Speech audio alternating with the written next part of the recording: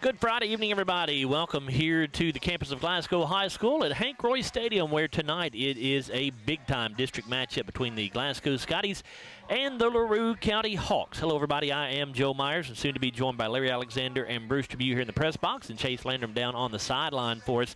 Scotties come in ranked number 6 in the most recent Class 3A media poll across the state of Kentucky. Scotties are 7-0. They are 3-0 in district play, coming off a 64-12 victory at Butler County 2 weeks ago tonight. Glasgow, of course, had their bye week 1 week ago tonight.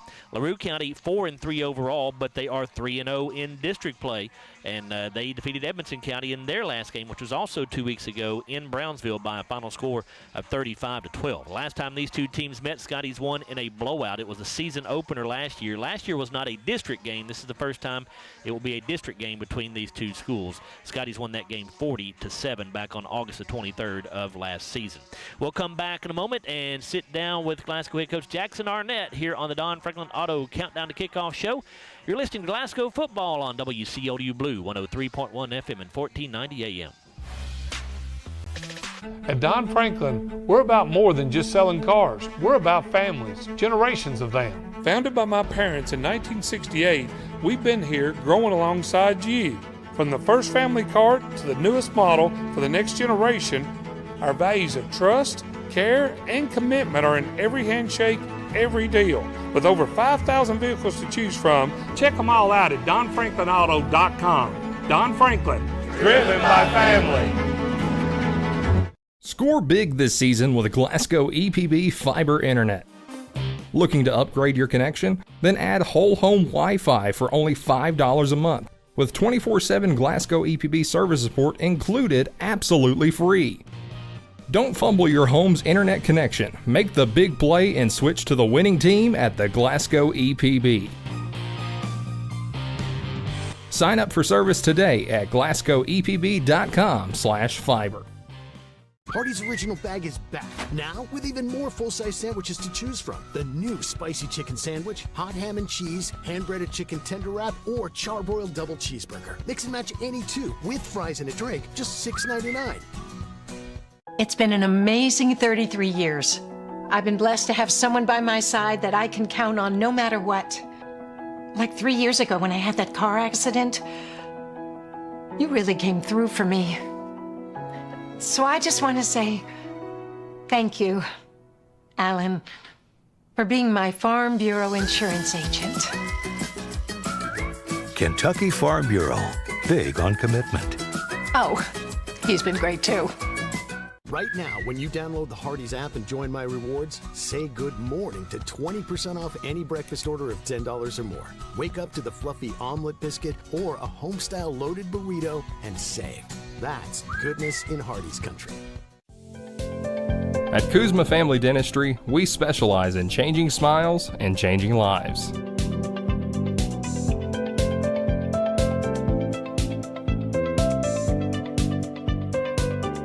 If you'd like to experience this wow factor transformation that not only can change your smile, but change your life, give Kuzma Family Dentistry a call at 270-651-2638. Located at 501 West Main Street in Glasgow. And it all comes down to this moment. There's only one roll left. Let's see what happens. And Michael wins the face-off. He used the old misdirection trick. Well, now that he's eating the roll, let's wait for his reaction. It's good! Do you want a free lunch for two at Colton's? Listen to WHHT between 11 a.m. and 3 p.m. during the week for a chance to win. Welcome back here to Hank Roy Stadium. I'm Joe Myers, joined now by Glasgow head coach Jackson Arnett here on the Don Franklin Auto Countdown to Kickoff show. Scotties have a big district ball game tonight here against the LaRue County Hawks. We'll talk a little bit about that as well, a little bit about the game a couple of weeks ago against Butler County. But the first thing I want to start off with, Jackson, that Butler County win 2 weeks ago wound up being the program's 700th all-time win. Quite an accomplishment for this program. Yeah, we're, I'm honored to just be a part of a program like that. That puts us tied with Middlesboro for 12th all-time, and we were a few games off, really. We thought it was going to be maybe potentially week 10 or maybe into the playoffs or whatever, but we had someone that went back and recounted and ended up being last Friday or 2 Fridays ago. So yeah, we were like, well, at least we can celebrate it at home. So instead of on the road at Butler County, but yeah, it's a great accomplishment. Like I said, that's over 100 years of football here, and to be a top 12 all-time winning program is something special and something the community should be proud of. So we're honored to be able to get to celebrate it. You look at the list of those teams. You say we're top 12. You look at those other teams that are on there with us. You're talking about some of the big boys of Kentucky high school football, Jackson.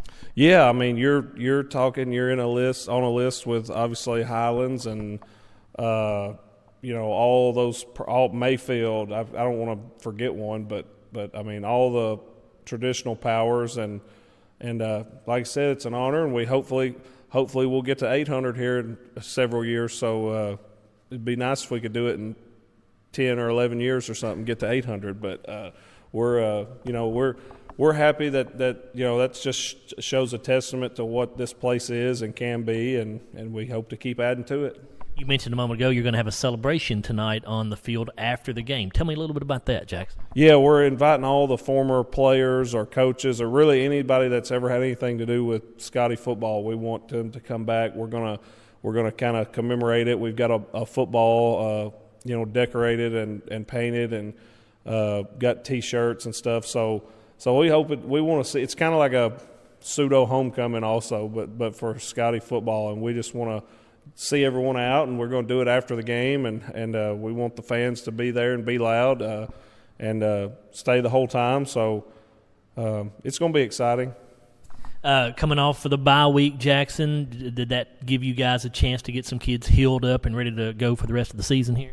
Yeah, I think we got a little healthier. We had 3 practices 4 really if you count Sunday, and they were good practices, good bye week practices. We went kind of back to fundamentals and technique and just really tried to focus on our technique and our fundamentals and just doing the little things right. So those are kind of the things on the bye week I like to focus on, is just going back.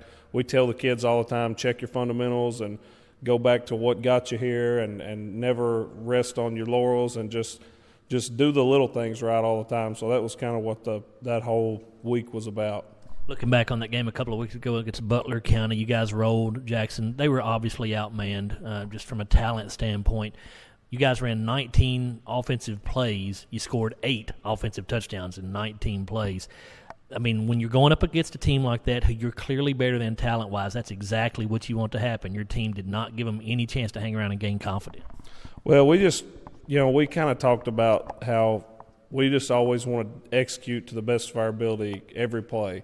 We try to harp on that in practice, and then if, there are times where you play games and the best team you see all week is during the week at practice. So, and that's when you have to really focus, and you can't let it you can't just walk into it and say, like, well, I can just coast tonight, because that's when you develop bad habits. And we kind of did that a little on defense, and that's why we were so upset, and that's why we were doing up downs on the field at the end of the quarter. So it's and they know what the standard is, and they know it's not a punishment. It's just we got to focus back in, and there wasn't a blue line to go send them to, so we had to just do some up downs right there. There was some news off the field this week involving senior Jarek Martin. Jarek has obtained an offer to play football at Western Kentucky University. It is his 5th college offer. What is it that these college coaches are seeing in Jarek that make them want him to be a part of their program? Well, his size and athleticism, for one. I mean, he's obviously very, very athletic. You can see that on the basketball court. You can see it on the football field. But he's got great size, and he's a guy that could probably do it on either side. Not saying both sides at the same time, but he some schools like him as a defensive back, and because they recruit long, athletic corners like him, and Jarek's a great athlete. He's made a lot of great plays, and we just got to try to keep getting him the ball and letting him make plays because he's dynamic with it and can do a lot, and he's hard to tackle, and he's also a real physical blocker, really good tackler on defense. So there's a lot to like. He kind of was limited with film and stuff, so he was kind of late onto the scene. But he's got somebody's going to get a steal out of Jarek because he's going to be a really good player for someone. He's raw athletically. He's still got room to grow. He's still kind of slender, so he's not filled out yet. So there's a lot to like about Jarek if you're a college coach. When you look at your opponent tonight, Jackson, obviously it's a huge ball game. Both teams are 3-0 in the district, so whoever wins this game going to go to 4-0 and certainly be in the driver's seat towards winning the district championship and getting that number 1 seed, getting a couple home playoff games. What do you see in this LaRue County team that presents some concerns to you? What do they like to do on the offensive side of the ball? They're physical. They do a good job. They're well coached. They got some good backs. But I like what they do up front. They're well coached on the O-line, you can tell. And, we're going to have to play well. This is arguably probably the best team we'll play in the last few weeks. And, and they're doing a good job on film. They've beaten district opponents pretty handedly, kind of like we have. And, so we're really going to have to play well. It's not like the last couple of weeks where you kind of had your way. We're going to have to play well. They do a good job. They've got a couple running backs. Number 5, Romeo Bartolome, is a sophomore, has 463 yards on the season, 5 touchdowns. Brady Skaggs wears number 36. He's a senior, 383 yards rushing, 6 touchdowns. Both those kids look, at least to me, to have some speed on film. Is this team going to have a little bit more speed than what we've seen in the district so far? Yeah, they are. They're going to they're going to have some good guys running the ball, and they'll be. Sorry, excuse me, but they're going to be. They're physical up front, and they do a good job of opening holes up for those guys, and they do a good job with the ball in their hand. We're really going to have to tackle and rally the ball. The quarterback's a sophomore, Owen McDaniel, completing a little over 50% of his passes, 530 yards, 7 touchdowns. What impresses you or what concerns you about him, his ability to throw the football? He can get out of the pocket and do some stuff. He does a good job of getting out and keeping his eyes downfield, but they do a really good job. They're good at what they do on offense. They like to run a lot of power and a lot of counter stuff. So we got to be ready to rally the ball. Is this team pretty aggressive on the defensive side? Seem to be, yeah. They seem to be. They kind of get up in your face more and try to take your screens away. So we'll have to be creative in how we do that, but. We feel good about our line, and we want to be like every week. We've heard it 1,000 times this year. This team's physical. That we want to be the aggressive physical team. We want to take the physicality to them and not let them take it to us. So that's going to be our challenge, just like always. Good luck tonight, Jackson. Thank you. Go Dogs. Scotty head coach Jackson Arnett, and when we come back, we'll be joined by Larry Alexander and Bruce Tribune. We'll also give you the starting lineups for both ball clubs. You're listening to the Don Franklin Auto Countdown to Kickoff Show here on WCLU Blue 103.1 FM and 1490 AM. We know there's a big difference between being in a community and being part of the community. That's why here in Glasgow, we cheer on the Scotties. We work hard every day to make a positive impact on the community we call home. Behind our golden arches, we strive daily to serve delicious food and treats. If you could only smell this McDonald's ad, you'd smell how delicious this burger and fries really are. Join our McTeam. To learn how, text KY209 to 38000. Benefits include a sign-on bonus up to $500. SCRTC's annual used vehicle and equipment sale will be September 29th through October 23rd. Come by the SCRTC office in Glasgow during the week from 7:30 to 3:30 to view the items. Pick up a bid form at any SCRTC office or at scrtc.com. Submit bids in a sealed envelope to Lisa Beatty marked for the sale. All bids will be opened at the October 23rd board meeting. This SCRTC sale includes everything from vehicles to office equipment and more. To view items and get your bid form, go to scrtc.com. If you haven't heard, there's a new approach to banking. It's called Kasasa, and you'll find it at the People's Bank. Your free Kasasa checking account offers you monthly cashback rewards. The Kasasa cash checking account can earn you a very high interest rate on your balance. Then link Kasasa Saver, and you'll also get a high rate on your deposits. Grow with Kasasa at the People's Bank in Glasgow, Cave City, and Marion. The People's Bank, working for you. Restrictions and qualifications apply. Restrictions may vary. Contact the People's Bank for details and to learn more. Member FDIC. Have you injured yourself playing a sport or exercising? Sports medicine experts at TJ Regional Health are trained to get you back on the road to recovery, whether you're dealing with sprains, fractures, knee and shoulder injuries, or other common injuries. Our goal is to prevent illness and injury in active individuals of all ages and help prevent future problems to maximize your performance. Find out more at tjregionalhealth.org/rehab. Patients first, team always. TJ Rehabilitation Services. Our dental health plays a vital role in our overall health. Practicing good dental hygiene is especially important for children. When was your child's last checkup? Riley Dental Group is invested in making sure you and your family have the healthiest smile possible. They understand a dental visit may prompt anxiety or nervousness, but Dr. Riley and his team offer a variety of solutions, including a comforting and friendly visit from Bennett, their therapy dog. Call Riley Dental Group for an appointment, 651-5939. Get in. We're making country great again. Come on. Whiskey River, take my mind. Willie 94.1. You got to have an ace in the hole. Willie 94.1. I'm a hard working man. The Big Willie. Oh, little rock. It's great country. Willie 94.1. We're making country great again, and we've got the Real Trader for you every weekday morning starting at 8. Join me, Mac Daniels, for it right here on Willie 94.1.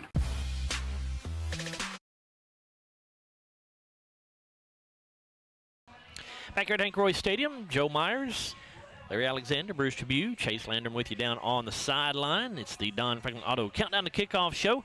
Let's introduce you to the starting lineups now, brought to you by Kuzma Family Dentistry. First for the LaRue County Hawks. Starting at left tackle will be Matthew Stevens. He's a junior. The left guard is Gavin Jersak. He's a senior. The center, Jacob Belton, a junior. At right guard, it's Luke Hetty. He is a junior. The right tackle is Riley Cundiff. He is a sophomore. At wideout, you have Jaden Rojas, a junior, and Braylon McDowell, a junior. The tight end is Colton Nunn. He's also a junior. The wing back will be Brock Shelton, a sophomore. Starting at running back will be Brady Skaggs, a senior. And quarterback is Owen McDaniel, a sophomore. Defensively for LaRue County. Starting at defensive tackles, it'll be Matthew Stevens and Riley Cundiff. Braden Brooks, a sophomore, is at defensive end. Also at defensive end is Henry Crosno, a sophomore. The linebackers are Brady Skaggs and Brock Brown. Brown's a junior. Also Lucas Durham, a freshman, and Caden McMillian at linebacker. He's a sophomore. The cornerbacks are Cole Miller and Brock Shelton. Shelton, a sophomore, and Owen McDaniel will start at free safety. Head coach for LaRue County is Clay Hooper. He's in his first season with a record of 4-3. Now the Glasgow starters brought to you by Kuzma Family Dentistry. On offense for the Scotties, the left tackle is Eli Tyree, a 6'2", 230 sophomore. The left guard, Kievan Massey, a 6'1", 240 senior. Center, Trent DeTalent, a 5'11", 260 sophomore. At right guard is Javion Twyman, a 5'10", 225 senior. The right tackle is Jordan Huffman, a 6', 265 junior. At wide receiver, Cabron Jones, a 5'6", 135 sophomore. Jalen Bradley, a 5'10", 145 junior. Jarek Martin, a 6'5", 185 senior. And Jeremiah Moore, a 5'9", 165 senior. Running back for the Scotties is Cam Bull, a 6', 165 senior. And the quarterback is Hudson Gum. Defensively for Glasgow, the nose guard is Manny Soto, a 6'2", 305 sophomore. The defensive tackle is Jordan Huffman. The defensive ends are Kievan Massey and Jathan Franklin. Jathan's a 5'9", 205 sophomore. At linebacker, Cam Bull. Also Trey Smith, the 5'10", 170 senior. Ashton Page, a 5'10", 155 senior, and Grayson Bartley, a 6'2", 165 senior. The cornerbacks are Jalen Bradley and Jarek Martin, and the free safety is Landon Martin. Landon's a 5'8", 160 senior. Head coach for the Scotties is Jackson Arnett in his first season as well. He has a record of 7-0 in this opening season. Glasgow assistant coaches are Cameron Garman, Kevin Estes, Randall Parmley, Stephen Buford, Tyler Hughes, Jack Herron, Josh Harlan, Connor Cassidy, and Gavin Bird. Those are your starting lineups brought to you by Kuzma Family Dentistry. We bring Larry Alexander and Bruce Tribune in here now. And Larry, huge game tonight. If the Scotties win this game, they are the district champs no matter what happens next week against Edmonson County, because the Scotties would have the tiebreaker over both Hart and LaRue if they win this tonight. So you're wanting to get this ball game because not only does it guarantee you a district championship, it guarantees you 2 home playoff games to start the playoffs. Exactly right. That's exactly what you want. And we've gone away from that the last few years, and it's not any fun going way up to Union County and places like that to play in the first round. So, very important game. On paper, Scotties look like they should be the best team, but of course, as Coach Arnett said before the game, you got to go out and play, and you just can't make mistakes and do things the right way. Of course, we talked about it with Coach Arnett there in the pregame that the Scotties got their 700th all-time program win against Butler County 2 weeks ago before the bye week. And like he talked about, everybody kind of learned after the fact because we thought we needed a few more wins than that going into this season, but it was recounted and found out that that was a 700th win, and certainly quite an accomplishment, 12th in all-time wins in the state of Kentucky. And we do want to make sure that if you're listening or watching and you were ever associated with Glasgow football, you are invited to come out tonight for a post-game celebration. It will be held after the game on the field. So if you're sitting at home watching or listening and you think you want to be a part of that, you still got plenty of time to get out here. So make sure you get out here and do that. Bruce, the Scotties just dominated Butler County last week. They had 8 offensive touchdowns on 19 total offensive plays. They scored every time they possessed the football on offense. And a few times when Butler County held it on offense. That's true. But because I was telling some people that it was one of my daughters, I think, explaining. I said there's 48 minutes in a football game, and we had it just a little over 7 and scored 62 points. So we just ran it well the other night, and those aren't fun games to watch.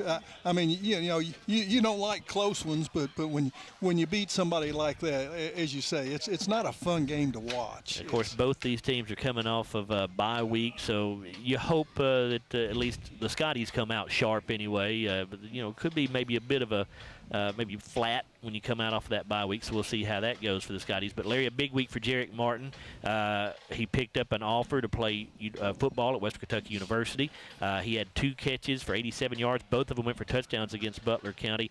And then we saw earlier that he had also picked up another offer earlier today to play at West Georgia. So now Jarek has 6 college scholarships offers on the table. Well, he's very deserving of it, too. He's a really great athlete. He can really jump and he can run, and he just got the instincts to be a good football player. And, of course, we probably all want him to go to Western because we can see him all the time. But that's going to be his choice, and it's really good to have an athlete that can go Division I like that. Well, let's go ahead and take another time out here on the Don Franklin Auto Countdown to Kickoff show. And when we come back, we'll be just about set to give you the coin toss, and we'll take a look at the keys in this ball game as far as Larry is concerned. We're back after this. You're listening to Glasgow Football here on WCLU Blue, 103.1 FM and 1490 AM.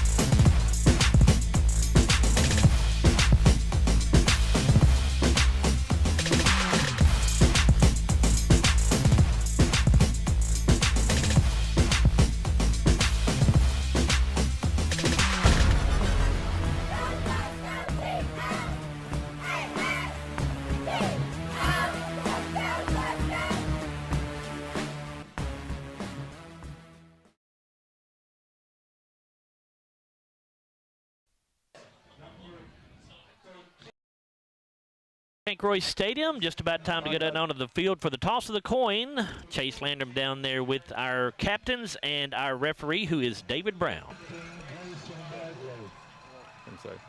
All right, guys, welcome to Friday night. I want to say good luck to both teams. Let's come out, let's play football, have a good time tonight, all right? A couple of quick things. KHSA requires officials to enforce sportsmanship rules to athletes and coaches. So basically, blue talk to blue, white talk to white, all right? A couple of things. We're not the fashion police, but the knee pad stuff's got to be down. So we see like where y'all got them, some people have them rolled and tucked. We're going to ask you one time to get them down. If not, then we'll send you out, okay? So help us out. Armbands, all that other good stuff. Real quickly, whistle blows, stop. All right, let's have a great ball game tonight. Let's have fun. These coaches have chose y'all as captains, all right? So y'all are going to be the leaders on the field tonight. LaRue County, you are the visitors, so you're going to be calling, okay? All right, the whistle is tails. The fox head is head. What do you have? Tails. Okay, he's called tails, so if I drop it, we'll reflip it. It is tails, so what do you guys want to do? Receive. You want to receive, so which way do you guys want to kick, Coach? Scoreboard. We're going to defend the scoreboard. Okay. All right.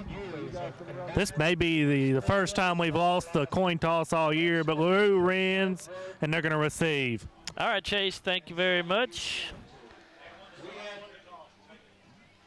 Chase will be with us all game long on the sideline as usual. Larry, what about keys for a Glasgow victory here tonight? Well, I always say it first, you got to play a clean game.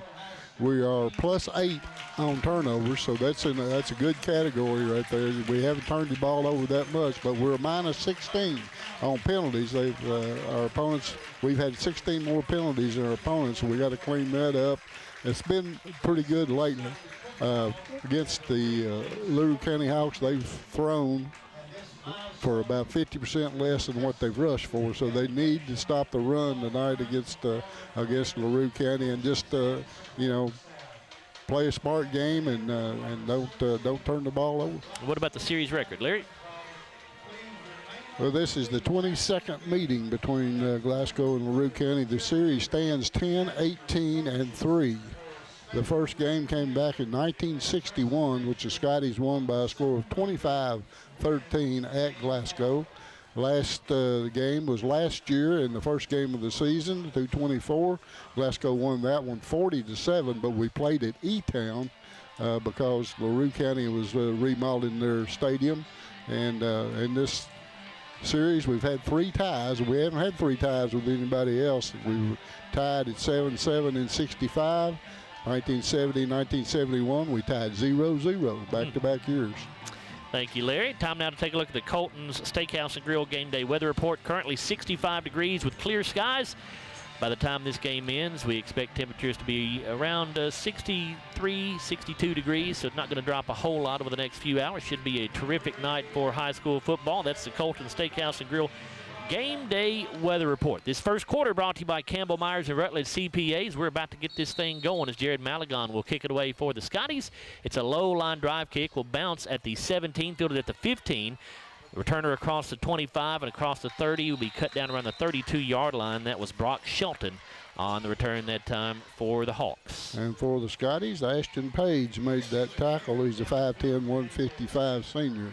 LaRue County in white jerseys and pants tonight with a blue stripe down the side of the jerseys, a white helmet with the blue hawk, I believe it is, on the side of the helmets. Glasgow in their royal blue jerseys with white pants with the royal blue helmet, the white Scotty paw on the side.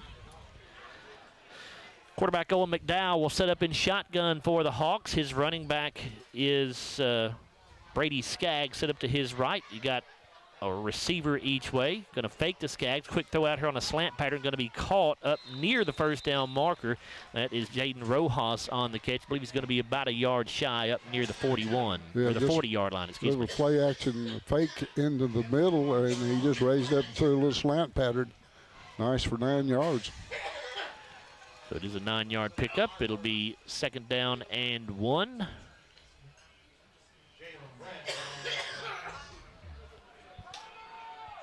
McDowell in shotgun. This time it's Shelton as the running back, lined up to his left. Skaggs is a wingback on the left side. Another wingback is Miller. He goes in motion. Going to give it off to Skaggs underneath, and he's going to get the first down. Didn't get much, but he didn't need much. He got about a yard. I think it's going to be enough for the first down, and it will be. Cam Bull on that tackle, his first of the night, 6'1", 165 senior. A little reverse in there. He faked one way and came back underneath the other to the running back. And didn't need much, but he didn't get a lot, but he didn't need much. Got 1 yard, but that's all he needed for that first down. So 1st and 10 for the Hawks. 2 wide outs to the left side. Shelton, the wing back. Now he'll motion back into the backfield as a running back. So now Skaggs, the wing back on the left side, is going to give it off to Shelton. He'll try to get around the left corner, and the Scotty's going to play it pretty well. He's going to gain a couple. There is a flag down in the backfield. This one may be coming back. Yeah, it looks like Trey Smith made the tackle over there, but it's going to come back. Actually, that's not a flag, Bruce. That's a towel or something laying on the field. So there is no flag. It's just a pickup of 3 yards. It'll be 2nd down and 7. Yeah, Tracy's first tackle of the night. A wide out each way. Shelton, the wing back on the right side. Skaggs, the running back.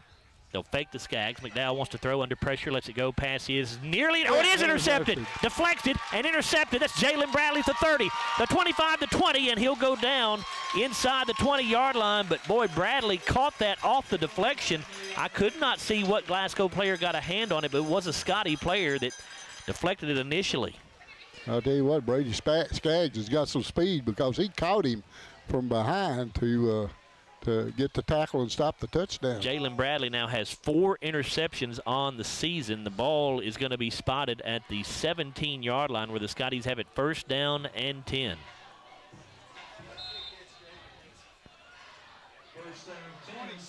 New look here from the Scotties. Now we're going to see a direct snap to Jarek Martin. It's a power to the right side, and he is going to go down after a short gain. Not much there. A couple yards maybe. Like number 13, Lucas Durham on that tackle. Be his first of the night. I think he is a freshman. Pickup of 1 yard. It'll be 2nd down and 9 at the 16. You know, this team's only got 4 seniors on it. Yeah, they are a young squad. Very, very, very young. They are young, LaRue County is. Cabron Jones, Jeremiah Moore wide to the left. Jarek Martin wide to the right on 2nd down and 9. Bradley and Bull are the running backs. They'll motion Bradley out of the backfield. It's a swing pass to Bradley. Got a blocker in front. That's Cam Bull. Good block from Cam. Now he makes a couple of men miss. Bradley still on his feet, tiptoeing the sideline, and he will get inside the 5, I believe, before he's driven out of bounds. That should be a Glasgow 1st down. That's typical Jalen Bradley right there, getting in traffic and zigzagging and getting his way and get the most out of everything. Number 51, Riley Cundiff is the man that made the tackle there. He's a sophomore. It's a pickup of 10 yards to the 4-yard line. 1st and goal for the Scotties from there.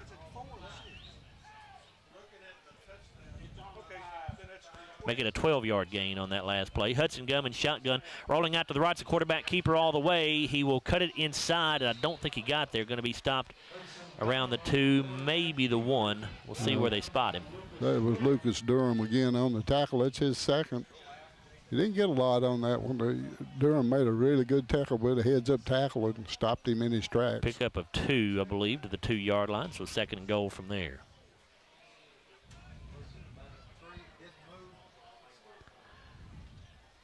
Hudson under center. We'll give this to Jathan Franklin, just a straight up the middle, and he is in. Touchdown, Scotties. 2-yard touchdown run there for Jathan Franklin. For Jathan, his 4th touchdown run of the season. He's a 5'9", 205 sophomore, and the Scotties used every bit of that strength right there to get that 2-yard gain. Glasgow strikes first with a 6-0 lead, 8:24 to go in this first quarter, which again is brought to you by Campbell Myers and Rutledge. Jared Malagon on for the PAT. He's 25 out of 28 on the year on those point after attempts. The kick is up here, and the kick is good. So we'll take our first time out here in the first quarter. 8:24 to go in this opening quarter. Scotties lead 7-0 over LaRue County. We're back after this. You're listening to Glasgow Football on WCLU Blue, 103.1 FM and 1490 AM. And it all comes down to this moment. There's only one roll left. Let's see what happens. And Michael wins the face-off. He used the old misdirection trick. Well, now that he's eating the roll, let's wait for his reaction. It's good! Do you want a free lunch for 2 at Colton's? Listen to WHHT between 11 a.m. and 3 p.m. during the week for a chance to win. He's 4 plays, minute 40 seconds.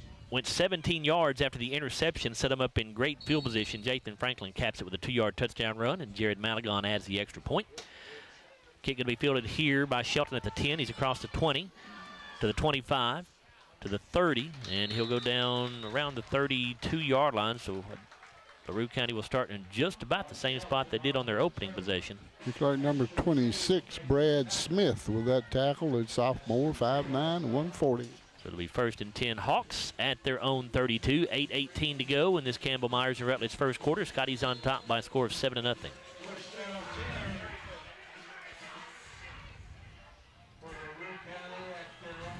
McDowell in shotgun as Skaggs to his left.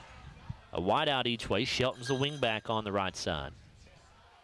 Going to fake to Skaggs, throw over the middle on a slant pattern. It's incomplete, and a very late flag is thrown. You got to be kidding on that one. If it's against Derek Martin, that's what it's going to be, Larry, I'm sure.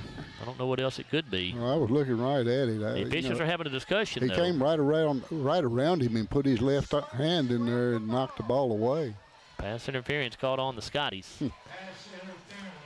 Well, it's like you said, it was very, if he'd called it right on spot when he did it, you wouldn't think too much about it, but it was very, very late.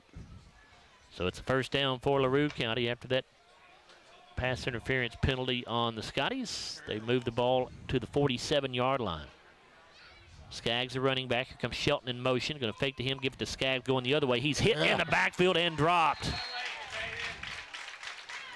Yeah, that's Mr. Massey, Kavion Massey, 6'1", 240 senior, his first tackle of the night. A loss of 2 yards back to the 44-yard line. It'll be 2nd down and 12. Kavion he's 240 pounds, but he's really, really quick. Actually, a loss of 3 yards, so it's 2nd down and 13.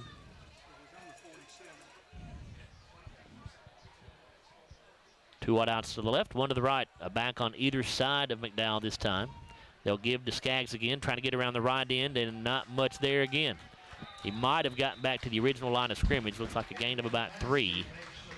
That's Kavion Massey again. 2nd tackle in a row. Leave to the 2-yard line. Pass interference. 3rd down and 10 here for LaRue County. Ball spotted just between the 46 and 47-yard lines. 7:05 left in this Campbell Myers Rutledge first quarter. Scotties lead it 7-0. Jalen Bradley intercepted a deflected pass, took it back to the 17-yard line. The Scotties scored quickly to get on the board to open the scoring here. Trips to the left side. Skaggs, the lone running back to the left of McDowell. McDowell to throw on 3rd and 10. Looking to the left side, steps up to avoid pressure. Now lets it go, has a man, but it's going to be intercepted again. Jalen Bradley at the 40, 45, 50. Now he crosses the field all the way to the Glasgow sideline. He's got the 45. A flag is down. 2 flags are down. 3 flags are down. So this one's obviously coming back. Bradley's going to be run out of bounds at the 30-yard line or 29-yard line, it looks like. Well, actually, not sure, but either way, it's coming back. He was run out of bounds, I think, around the 27, actually. But 3 flags laying on the field. I saw the first one. I don't know whether they all 3 threw it on the same one or not, but somebody got hit in the back. I saw that one. We'll get the call here. Block in the back called on the Scotties. 3rd and 10. Look. Again, our referee is David Brown. The umpire, Logan Cardwell. Linesman is Brian Maxson. Line judge, Greg Meacham. Back judge, Jordan Blick. Field judge, Jordan Bottoms.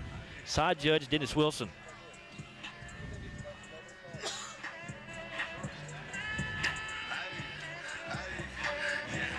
.6:29 to go in the opening quarter here. Glasgow about to take over their own 45-yard line. Scotty's up 7-0. Glasgow has trips to the near side of the field. Jarek Martin will be the lone wide out to the right. Campbell's the running back to the left of Gum, who's in shotgun. 4-man front for LaRue County. Goes Bradley in motion. He'll put motion into the backfield to line up to the right of Gum, and now Hudson to throw. Looking to the right side at Martin. It's caught at the 50, and he's going to go down just about right where he caught it. They are going to give him forward progress to the 49 in LaRue County territory, so it'll be a gain of 6 yards. Number 58, Henry Crosno, is the man that made the tackle. He's a sophomore. Second down and 4 for the Scotties, halfway through this first quarter. By the way, I failed to tell you that last touchdown was brought to you by Riley Dental Group. My apologies for that. Gum, off play action to throw. Pass caught by Bradley right at the first down marker. Makes a man miss, and now he'll go down around the 43-yard line, but it will be enough for a first down. Owen McDowell on that tackle, number 4. He's also a sophomore.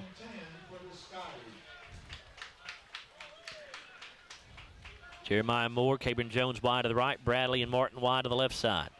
Gum in shotgun, Bull to his right.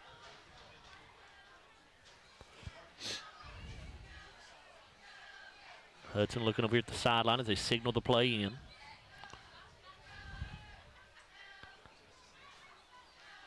Gum to throw. Hudson under a little pressure now steps up. He'll throw down the field. Pass caught by Jeremiah Moore, and he'll go down around the 25-yard line. Boy, great job by Hudson Gum to get away from the pressure, keep his eyes downfield to complete the pass. Yeah, that was a good move. I thought he was going to run it, and then he pulled it down just at the last second before he got it. Or they were going to call it back. What are we calling here? What's the call? They call it incomplete pass, I guess? Evidently. Huh. I didn't see a signal. It looked like he dropped the ball, but I thought he took a step or two forward and fumbled it. Well, thank you, Chase. I didn't see that at all, so it's second down and 10. Trips to the right side, a single wide out to the near side. Gum fakes the handoff, quick throw out to Bradley. It's caught with one hand as he goes across the 40, slips a tackle there at the 35, the 30, 25, the 20, the 15, the 10, the 5, and he tries to get into the end zone, but he's going to be taken down after a long gain down near the 1-yard line. He amazes me every time he touches the ball and gets it in traffic. He can get away from people.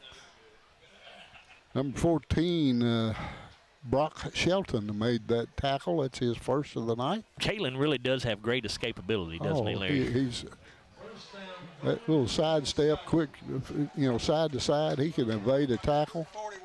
Pick up a 41 yards there. It's first and goal for the Scotties from the 1-yard line. Gum goes in pistol formation. Bradley lines up behind him. Going to fake to Bradley. Gum going to take it into the end zone, I believe. Yep, touchdown Scotties. Hudson read the end right there, who came crashing down on Jalen, and Hudson pulled it and just kept around the left end and got into the end zone for the second Glasgow touchdown of the night. It's 13-0 Scotties with 4:39 to go in the opening quarter of play. Yeah, Hudson did a great job by reading it that time. If he handed it off to Jalen, I think he was going to get hit just immediately. He pulled it out and then made a good run for the touchdown. That Glasgow touchdown brought to you by Riley Dental Group. Here is Jared Malagon on for the PAT. It is once again good. A beautiful kick that time by the senior. And Glasgow rolling here in this first quarter so far. 4:39 to go in the Campbell Myers Rutledge first quarter. Glasgow on top by a score of 14-0. Both touchdowns have come off of LaRue County turnovers, and that's what you love to see, Larry. Your defense gets a turnover, your offense turns it into points. Exactly. The defense has played well all year long. Offense sputtered a little bit early in the year, but now coming on here at the right time. Goes in pistol formation. But the defense has been really steady. That drive for the Scotties, 5 plays, 53 yards, took 1 minute and 50 seconds, and Hudson Gum scores on a 2-yard run. Jared Malagon adds the extra point, 14-0 Glasgow. For Hudson Gum, that is his, I forgot to write down Hudson's rushing stats. As the kick is fielded at the 10-yard line, I'll tell you how many touchdowns it is for Hudson on the year after this play. As he comes across the 30, does Shelton, and he'll go down yet again right around the 32-yard line. So that has been a consistent starting point here for LaRue County. Yeah, number 17, Landon Martin on that tackle, 5'8", 160 senior. For Hudson Gum, that is his team-leading 7th rushing touchdown of the season. So LaRue will start at their own 31 this time. First down and 10. 4:33 left to play in this Campbell Myers and Rutledge first quarter. Yeah, 3 possessions. 2 of them at the 31, 1 at the 32, so pretty consistent. Berrien County leading Macon County, Tennessee 7-0. That game in the first quarter. Trips to the left side for LaRue County. McDowell in shotgun. Skaggs will set up to his right. McDowell will hand to Skaggs. He's going to get hit and dropped in the backfield. Keaven Massey says, "You are not going anywhere, sir." Keaven, 3rd tackled already for him. He's having a night already.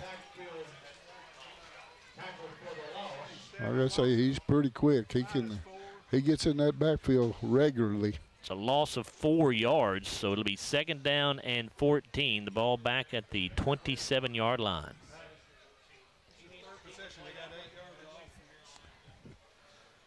LaRue County, to this point, has 8 total yards of offense. It's their 3rd possession of the night. McDowell in shotgun. Skaggs to his left. You've got a receiver each way. Got a wing back on the right side as well. Off play action, McDowell to throw. Looking down the left sideline. Pass going to be well overthrown. Incomplete. Intended that time for Braylon McDowell. Jalen Bradley was right there with him. McDowell I'm in shot. Throwing Jalen's break. I don't know about you, Larry. I think I'd go the other way. Of course, you quit throwing Jalen's way, then you're throwing at Jarek Martin. That's not a whole lot better. 2 very good cornerbacks for this Glasgow defense. Yeah, Glasgow secondary is pretty good. Landon Martin is nice. Yeah, nice let's not leave also. Landon out. That's right, Larry. Good job. Yeah, he's a very good tackler. He's not very tall, but he tackles well. Yeah, Landon does a great job back there. 3rd down and 14. Here's McDowell in shotgun.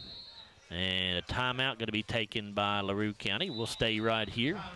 3:43 to go in this Campbell Myers Rutledge first quarter. Glasgow leading by a score of 14-0. Let's take a look at our sponsors for the Scotty football season here. They are Don Franklin Auto, the Glasgow Electric Plant Board, Hardee's, Kentucky Farm Bureau Insurance Agent Joe Myers, Kuzma Family Dentistry, McDonald's of Glasgow, SCRTC, The People's Bank, also brought to you by TJ Regional Health, Campbell Myers and Rutledge CPAs, Colton Steakhouse and Grill, Pettigo Lessenberry Insurance Agency.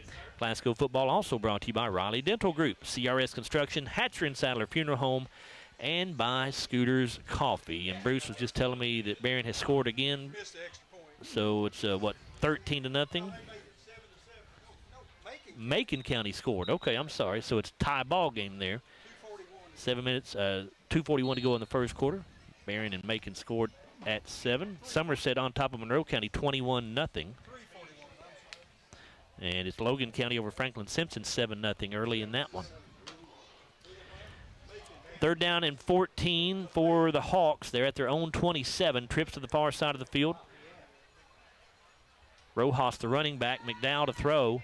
Under pressure again. He is going to be sacked.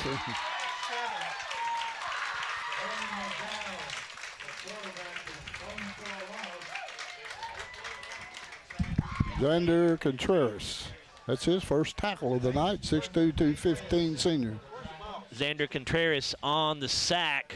He threw me off. He wears 50 and 21, and now he's got 21 gone back on. to 21 tonight, so it's a loss of 11 yards.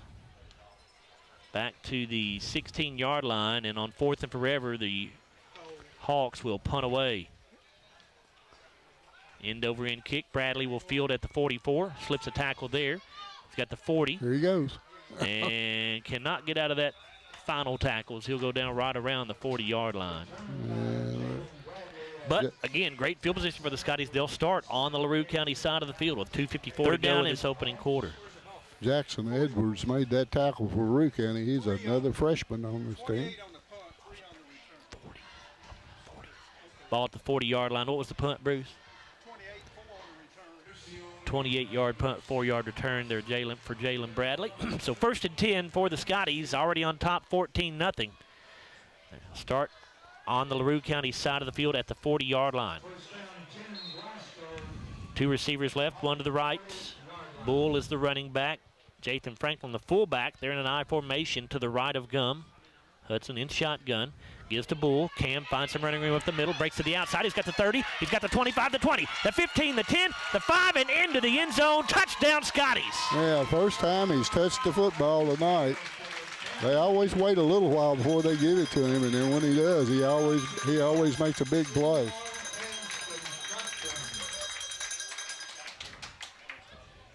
A 40-yard touchdown run there for Cam Bull. Cam getting his 6th touchdown run of the season. And the Scotties up 20-0. That Glasgow touchdown brought to you by Riley Dental Group. 2:45 to go in this opening quarter. And Jared Malagon on for the PAT. Snap a little bit high, but Trace England does a good job to get that down. The kick is up and good for Malagon. And the Scotties could not ask for a better start to this one in this big district contest. Again, if Glasgow wins this game, they will wrap up the district championship regardless of the fact that there's another district game left next week because even if they were to lose to Edmonson County, it would not matter because the Scotties would have the tiebreaker over both Hart County and LaRue County. So that drive for the Scotties, one play, 40 yards. It was a run by Cam Bull, took just 9 seconds. Malagon added the extra point, 21-0 Glasgow.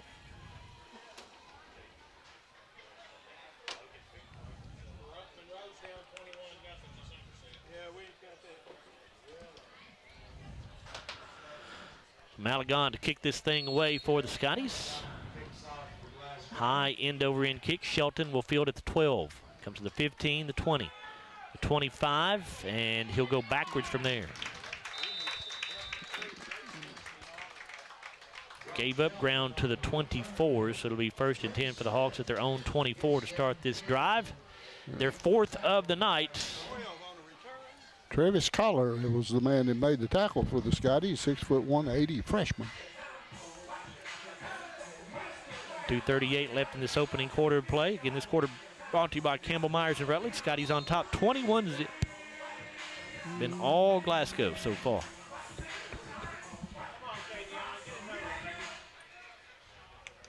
Is that the 23 they're on? Yeah, believe yes, it sir. is. Yes, that's right. McDowell in shotgun will hand off to Skaggs, trying to get around the left end. Just way too many blue jerseys for him to find any running room whatsoever. Yeah, that was Cam Bull again on the tackle. That's his 2nd of the night. Skaggs will lose yardage. Loss of 1. It'll be 2nd down and 11. Defense, we said they had to stop the run. Of course, LaRue County's thrown the ball a little bit more than they normally do here early in this game, but I think they've got one good running back that's not playing. That's right? true. Yep. They do have their starting running back that's out tonight, Romeo Bartolome. McDowell in shotgun will give to Skaggs, trying to get around the right end this time. No more luck that way either. Cam Bull again. 3rd tackle for Cam out in this first half. It's a loss of 2 more back to the 20-yard line. It'll be 3rd down and 13 now. Right now, LaRue County just has no answers for this Glasgow defense. Again, this Scotty defense still the top defense in the state, regardless of class, when it comes to points per game allowed. Coming in, allowing just 5 points per game on the season. 3rd down, 13 here for LaRue. Rojas is the running back. You've got 3 receivers to the left side of the field. McDowell in shotgun. Scotty's coming on a blitz. McDowell throws, looking down the left sideline. Nobody home. Intended that time for Brock Shelton, but it was way overthrown. It'll be 4th and 13. Here comes the punting unit again for the Hawks.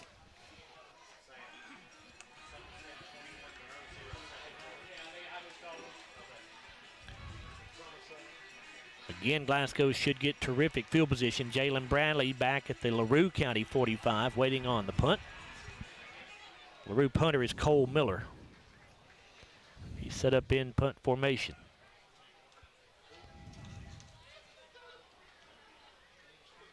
Good kick here. Drives Bradley all the way back to the 40 in Glasgow territory. Fields it back at the 38. Now makes a man miss. Trying to get away from another, but he won't be able to this time. So good punt coverage that time by the Hawks, as they will rule that Bradley is down at the 38-yard line. Henry Crossnow made the tackle. That's his second of the game. 42-yard punt that time for Cole Miller. Nothing on the return. First and 10 Scotties at their own 38. Worst starting field position of the night for Glasgow. But the Scotties lead 21-0 with 51 seconds left in this Campbell Myers and Rutledge first quarter. Gum in shotgun. He has an I formation to his left. That's Bradley and Franklin in the I. Bradley, the deep man. Here comes Cabron Jones in motion. They'll pitch it forward to him on a jet sweep around the left end. And Cabron will go out of bounds around the 46-yard line maybe. Let's see where they spot him out. 47, I think they'll give him, so a gain of 9 yards. It'll be second down and 1. Owen McDowell on that tackle, number 2 for him for the sophomore. First carry of the night for Jalen. Or I'm sorry, that was Cabron Jones. It wasn't a carry anyway. Yeah, Cabron Jones, what goes down as a pass play because it was basically just a little shovel pitch forward as he went in motion. Second down in the yard here. Gum in shotgun once again. Fakes to Bradley. Hudson looking down the left sideline looking for Martin. Yeah. He's wide open. Caught. 15, 10, 5, end zone. Touchdown, Scotties. Well, that's why colleges like Derek Martin. He's got speed, got the long arms, and he can get open. Right now, the Glasgow Scotties leaving no doubt about who the top dog in this district is, as Glasgow now leads 27-0 at the end of the first quarter. That was the final play, but of course we'll have the extra point here, and then we'll go to break after this extra point. Jared Maligon on to attempt it, trying to stay perfect on the night.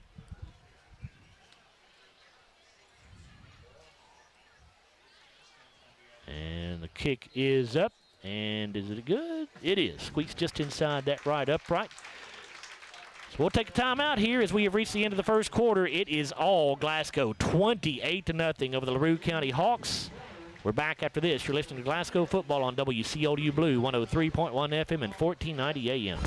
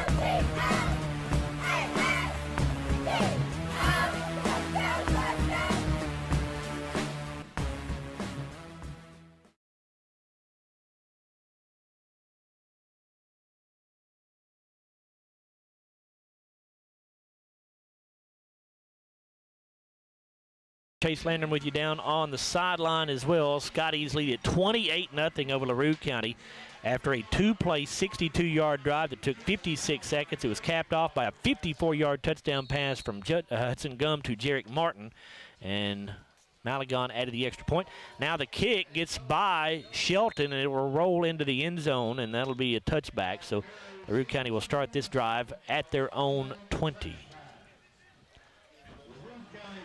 That ball was hit pretty low when it hit in front of the receiver, and it just took a big bounce and went right into the end zone. That touchdown reception for Jarek Martin was his team-leading 7th of the year, and for Hudson Gum, his 12th touchdown pass of the season. And what did Jarek do? About 3 games into the season, he hadn't caught a pass. Yeah, had a slow start, but he's come on, hasn't he?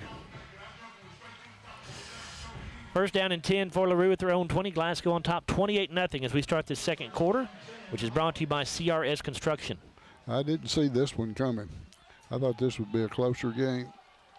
McDowell in shotgun.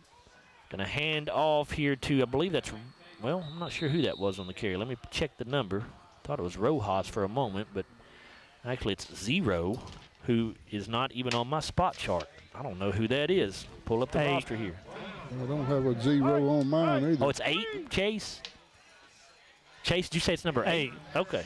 It looked like a 0 here. So that is Brock Brown on the carry that time. Jordan Huffman with a tackle.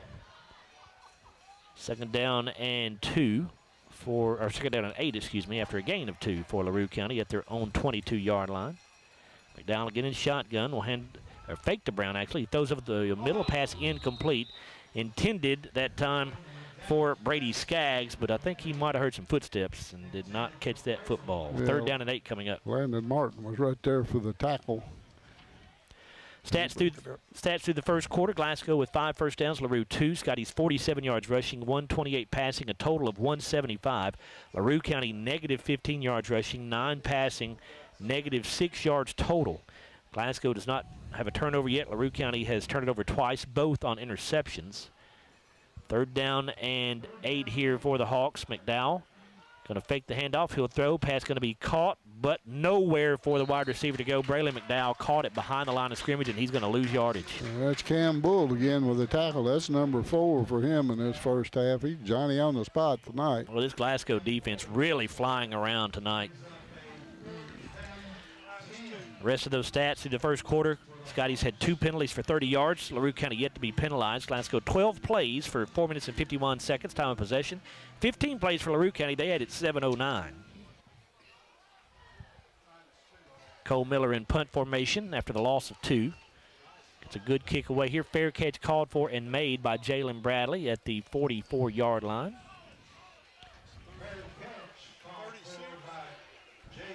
It's good to see somebody catch a punt. You know, in the years past, we don't feel that ball. And actually, they're going to spot him at the 45 instead of the 44. Punt of 35 yards that time by Cole Miller. Well, Bruce, are they going to move up to the 46? Okay, now they do put it down to 45.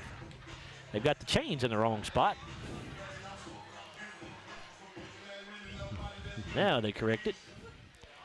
10 minutes and 33 seconds left in this CRS Construction second quarter. Glasgow on top 28-0 and a chance to build on that lead. They take over at their own 45.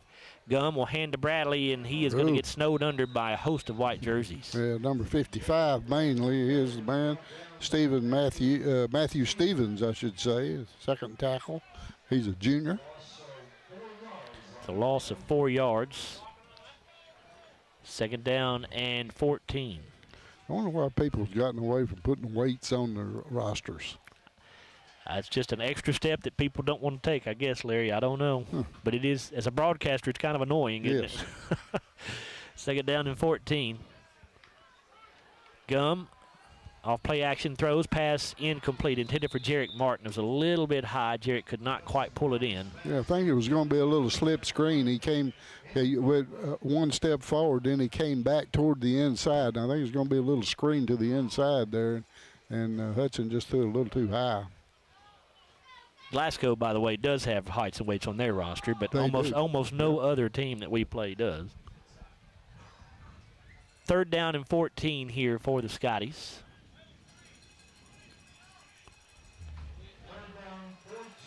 Gum in shotgun, Bull the running back to his right. You have 2 receivers each way.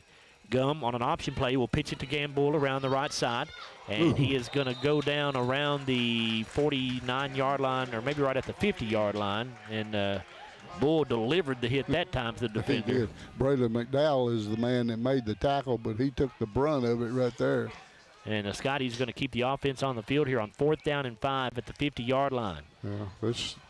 Yeah, he has confidence in the defense here. 3 receivers left, 1 to the right. Maybe just try to draw them off sides too, try Larry. The hard count, yeah. Play clock at 14, so still plenty of time here as the Scotties look over at the sideline. Gum in shotgun. 3 receivers left, 1 to the right. They will snap it. They fake the Bull. Gum throws. Caught by Bradley for the first down, and he'll go down after a gain of about 7 or 8. Yeah, just a little slant to the inside there. We haven't seen that one much this year. Jaden Rojas is the man that made the tackle. He's a junior for LaRue. It's a gain of 8 to the 42. It's First and 10 now. Scotty's on top, 28-0. 8:57 to go in this CRS Construction second quarter. Both these teams came into the district, or came into this ball game at 3-0 in the district. But right now, Glasgow dominating. Gum in shotgun with the back on either side of him. Here's a give to Cabron Jones. He'll try to go up the middle with it and not find much. Got one, maybe two. I wondered when they was going to blow the whistle. He's been stood up for Riley Cundiff is the man that got the tackle. Stood him right straight up, but the referee didn't blow the whistle very soon. Second down and 8 after a 2-yard pickup there for Jones. Gum in shotgun. Now looks over the sideline for a new play. 2 receivers to the left. Going to hand to Bradley. He'll go around the left end. Jalen slips through a couple of tacklers. Now the ball pops out, and the Scotties get back on it. Heads up play by an offensive lineman down there that time. Number 70 is the man that got the Eli numbers. Tyree, Larry. We had 3 players right there at it, and he was the closest man to it, and he got on top of it.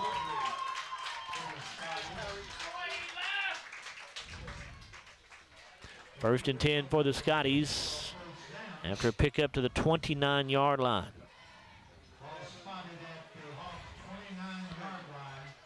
Scotties with a touchdown and extra point here would get a running clock going. Gum in shotgun. Gets to Bull. Cam starts at the middle, now bounces to the outside, now turns it back up the middle. He gets inside the 25 and down around the 22-yard line, I think. Number 36, Brady Skaggs with his second tackle for the senior. Like I said, only 4 seniors on this team. He's one of them. Second down and 2 after an 8-yard pickup there for Cam Bull.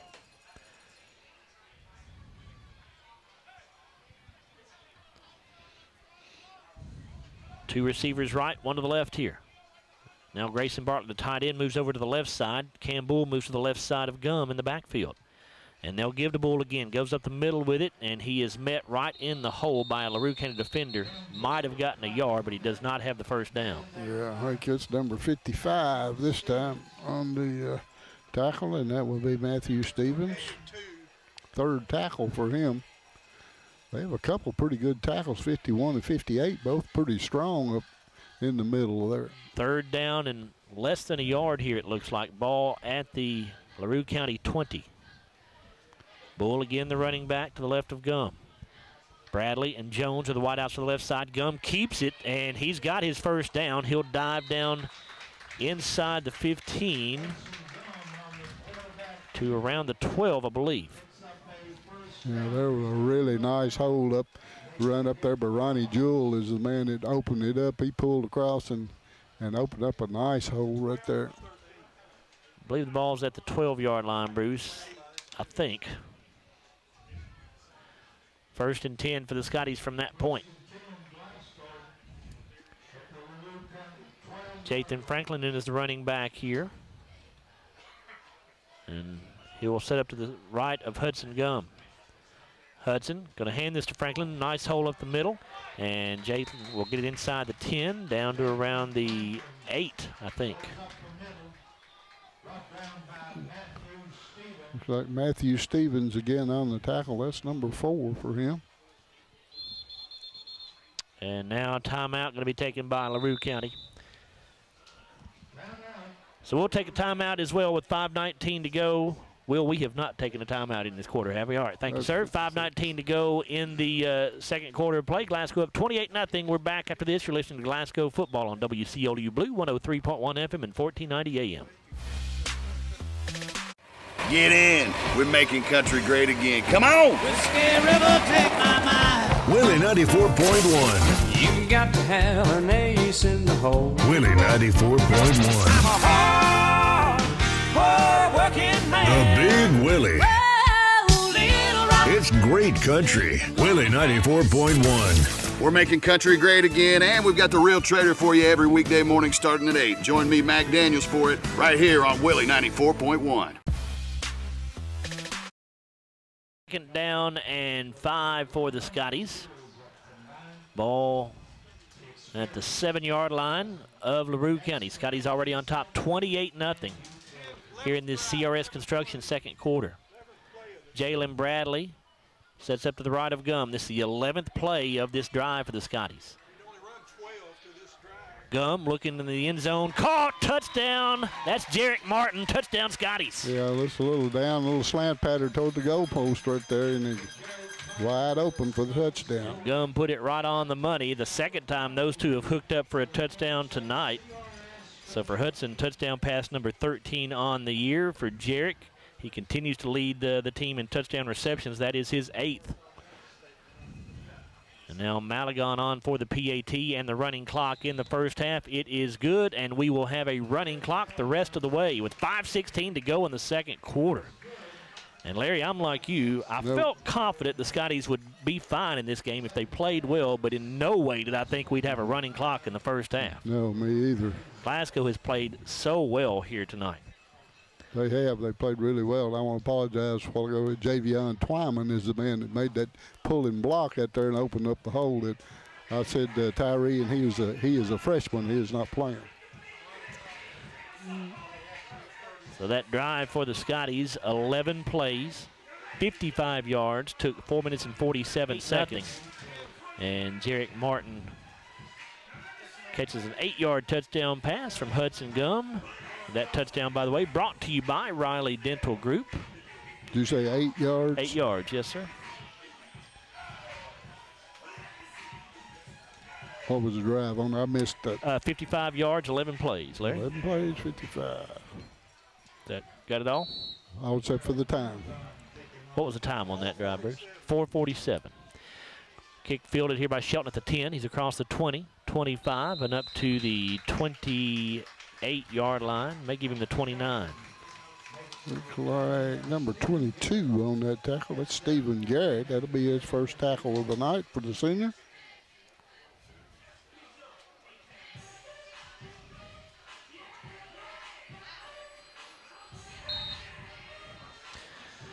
LaRue will start at their own 29-yard line with 4:44 to go in the first half of play.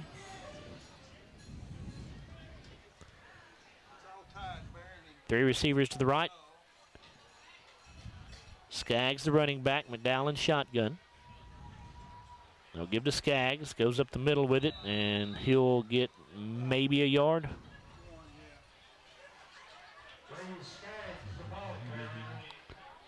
Pick up number 7 on the tackle there, and that'd be Jathan Franklin, sophomore. That's his first tackle of the night, 5'9", 205.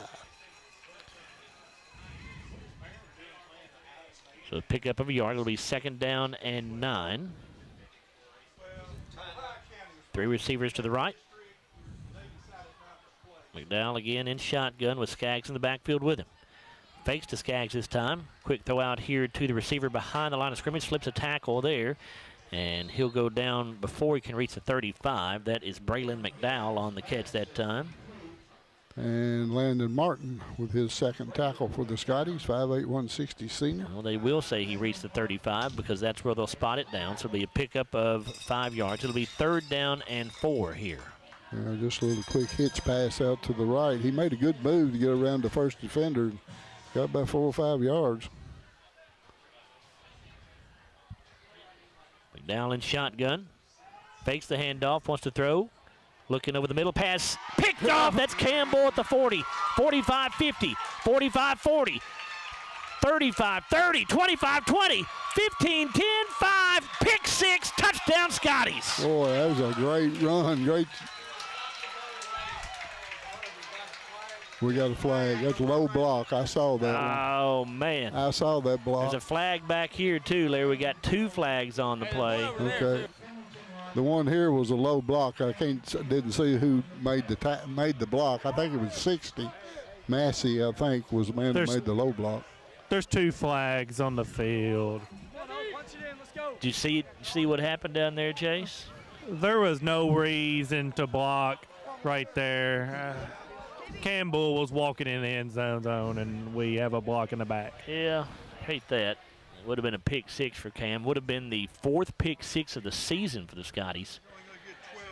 It is a block in the back on Glasgow, as Larry was talking about there. So that means the Scotties will still get possession, obviously, but they'll take over at the LaRue County 48-yard line. I didn't see a block. I saw a low block. I saw he got him about the knees, I think.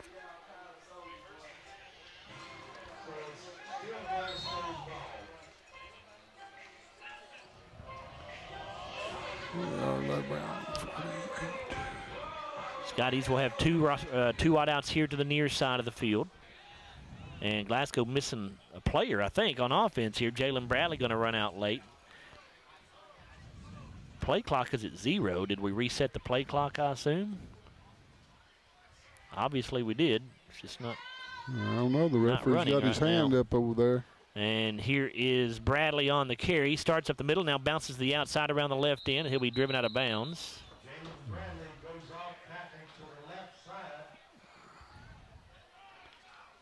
Let's see where they spot him out. It's inside the 45 to the 40, right between the 42 and 43, I think. We'll call it the 42-yard line. Pickup of 6 yards. It'll be 2nd down and 4. Brady Skaggs is the man that ran him out of bounds over on that far sideline. That's his 3rd tackle. 1:38 to go in the first half of play. Clock running continuously because of the 35-0 lead for the Scotties here in this second quarter. CRS Construction sponsors this second quarter for us. Here's a swing pass to Cabron Jones out of the backfield. He's got the 40, the 35, and driven out of bounds at the 34-yard line. Cade McMillan is the man that got him down. He's a freshman. That looked to be a lateral to us up here in the press box. We're going to count that as a run. It'll be a pickup of 9 yards for Cabron Jones. First down and 10 for the Scotties. Clock at 1 minute now. 2 receivers each way. Franklin the running back. Gum in shotgun. Hudson to throw. Looking over the middle. The pass caught. That's Cabron Jones. He's got the 20. He's got the 15, the 10, the 5, and out of bounds. Inside the 5, it'll be 1st and goal. Scotty's going to try to hurry to get down here to get this ball into the end zone again. Even though Cabron got out of bounds, the clock continues to run. Yeah. We've got the ball at the, let's say, the 3-yard line, I believe, Bruce. Pickup of 31 yards. 1st and goal for the Scotties at the 3. Gum fakes the handoff, keeps it himself, and he will get into the end zone. That's a touchdown, Scotties. A nice fake. He faked to Jathan Franklin up the middle, pulled it out again, and went around the left side. Glasgow delivering a good old-fashioned whipping tonight. 41-0, the Scotties lead with 13 seconds to go here in the second quarter.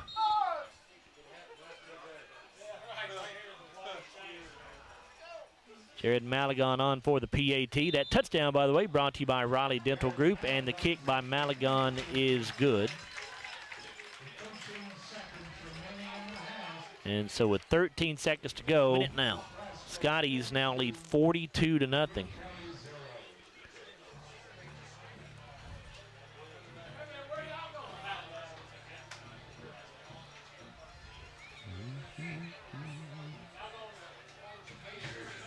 We'll look at the drive for you here in just 31 yards.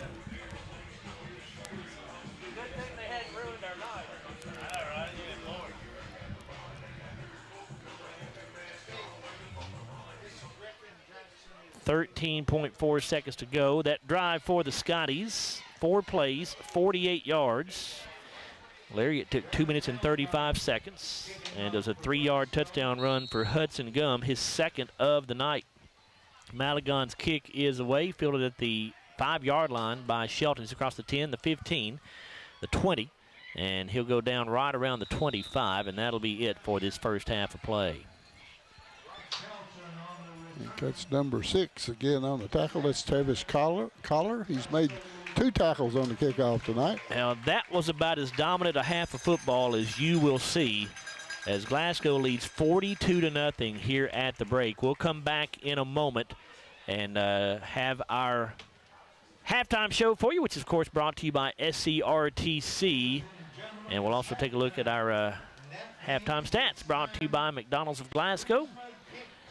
Hold on, Joe. Oh, sorry, Chase. Yeah, go ahead. My bad. Chase is going to have Jackson Arnett down there on the field. Sorry about that. You know, Coach, I'm trying to nitpick here a little bit about the first half. I can't find nothing. Up 42-0. Oh, you got something. Yeah, we need to quit getting penalties. We should have had 2 or 3 big plays there, and we're just being selfish and trying to they're trying to make big plays, so I ain't mad at them for hustling, but they just got to be smart and use their head. But, I mean, we're executing well. Defense doing their thing. Offense is executing. So, proud of how they're playing. They come out and did what we asked them to do. So, thanks, Coach. Chase, thank you for reminding me of that. I'm sorry about that. So 42-0 lead, the Scotties over LaRue County. As we go to the break, you're listening to Glasgow football here on WCLU Blue, 103.1 FM and 1490 AM. At Don Franklin, we're about more than just selling cars. We're about families, generations of them. Founded by my parents in 1968, we've been here growing alongside you. From the first family car to the newest model for the next generation, our values of trust, care, and commitment are in every handshake, every deal. With over 5,000 vehicles to choose from, check them all out at DonFranklinAuto.com. Don Franklin, driven by family.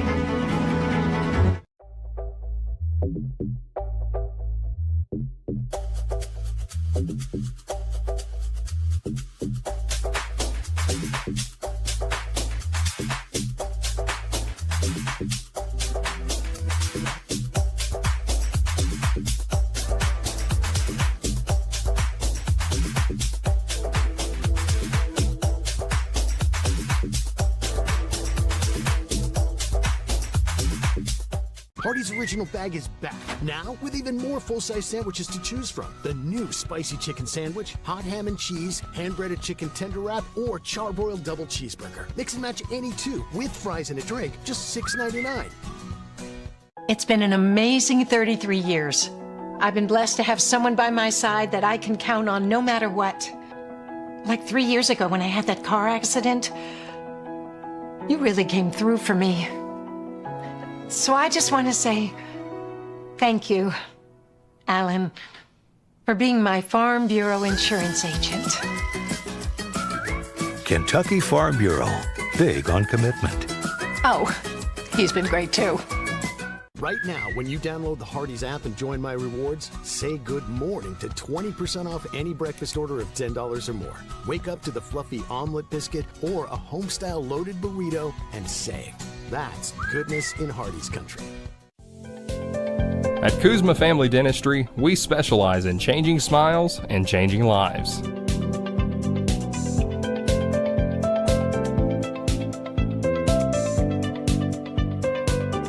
If you'd like to experience this wow factor transformation that not only can change your smile, but change your life, give Kuzma Family Dentistry a call at 270-651-2638. Located at 501 West Main Street in Glasgow. And it all comes down to this moment. There's only one roll left. Let's see what happens. And Michael wins the face-off. He used the old misdirection trick. Well, now that he's eating the roll, let's wait for his reaction. It's good! Do you want a free lunch for two at Colton's? Listen to WHHT between 11 a.m. and 3 p.m. during the week for a chance to win.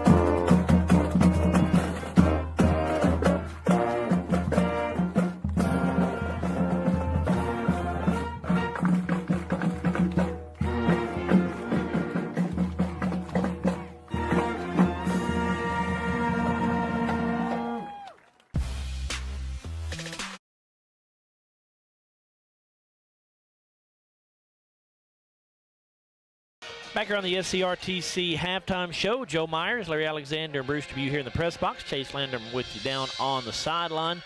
Been all Glasgow so far. The Scotties lead at 42-0 here at halftime. They had a running clock with about 5 minutes or so to go in the second quarter.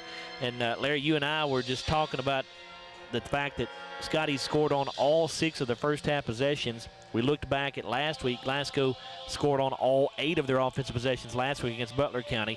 I'm not sure about 2 games ago, but I know in the last 2 games now they've scored on 14 straight offensive possessions. That is crazy. Yeah, that's amazing.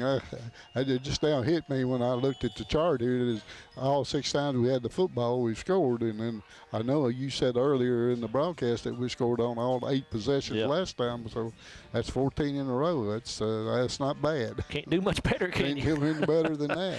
I mean, I just don't know what really to say about this Glasgow performance in the first half, Larry. I mean, I know, as always, Coach Jackson Arnett's going to find something that he wants his team to improve upon, which is that's just the mentality of a coach. That's coach speak. But as an observer looking here, I can't see how Glasgow could play a whole lot better in that first half. I don't either. Defensively, they played lights out. There's no doubt about that. Then offensively, the offense is starting to click.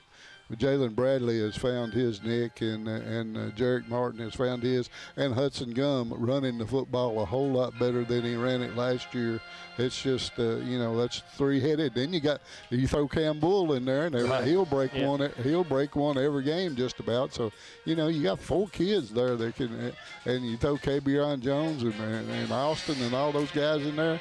I mean, they got some weapons on offense. No doubt, lots of players that can hurt you on this team. As we give you some score updates here. Late in the second quarter, Macon County, Tennessee leads Barron County by a score of 22-14. Also, it is Bowling Green over Greenwood 7-0 at halftime.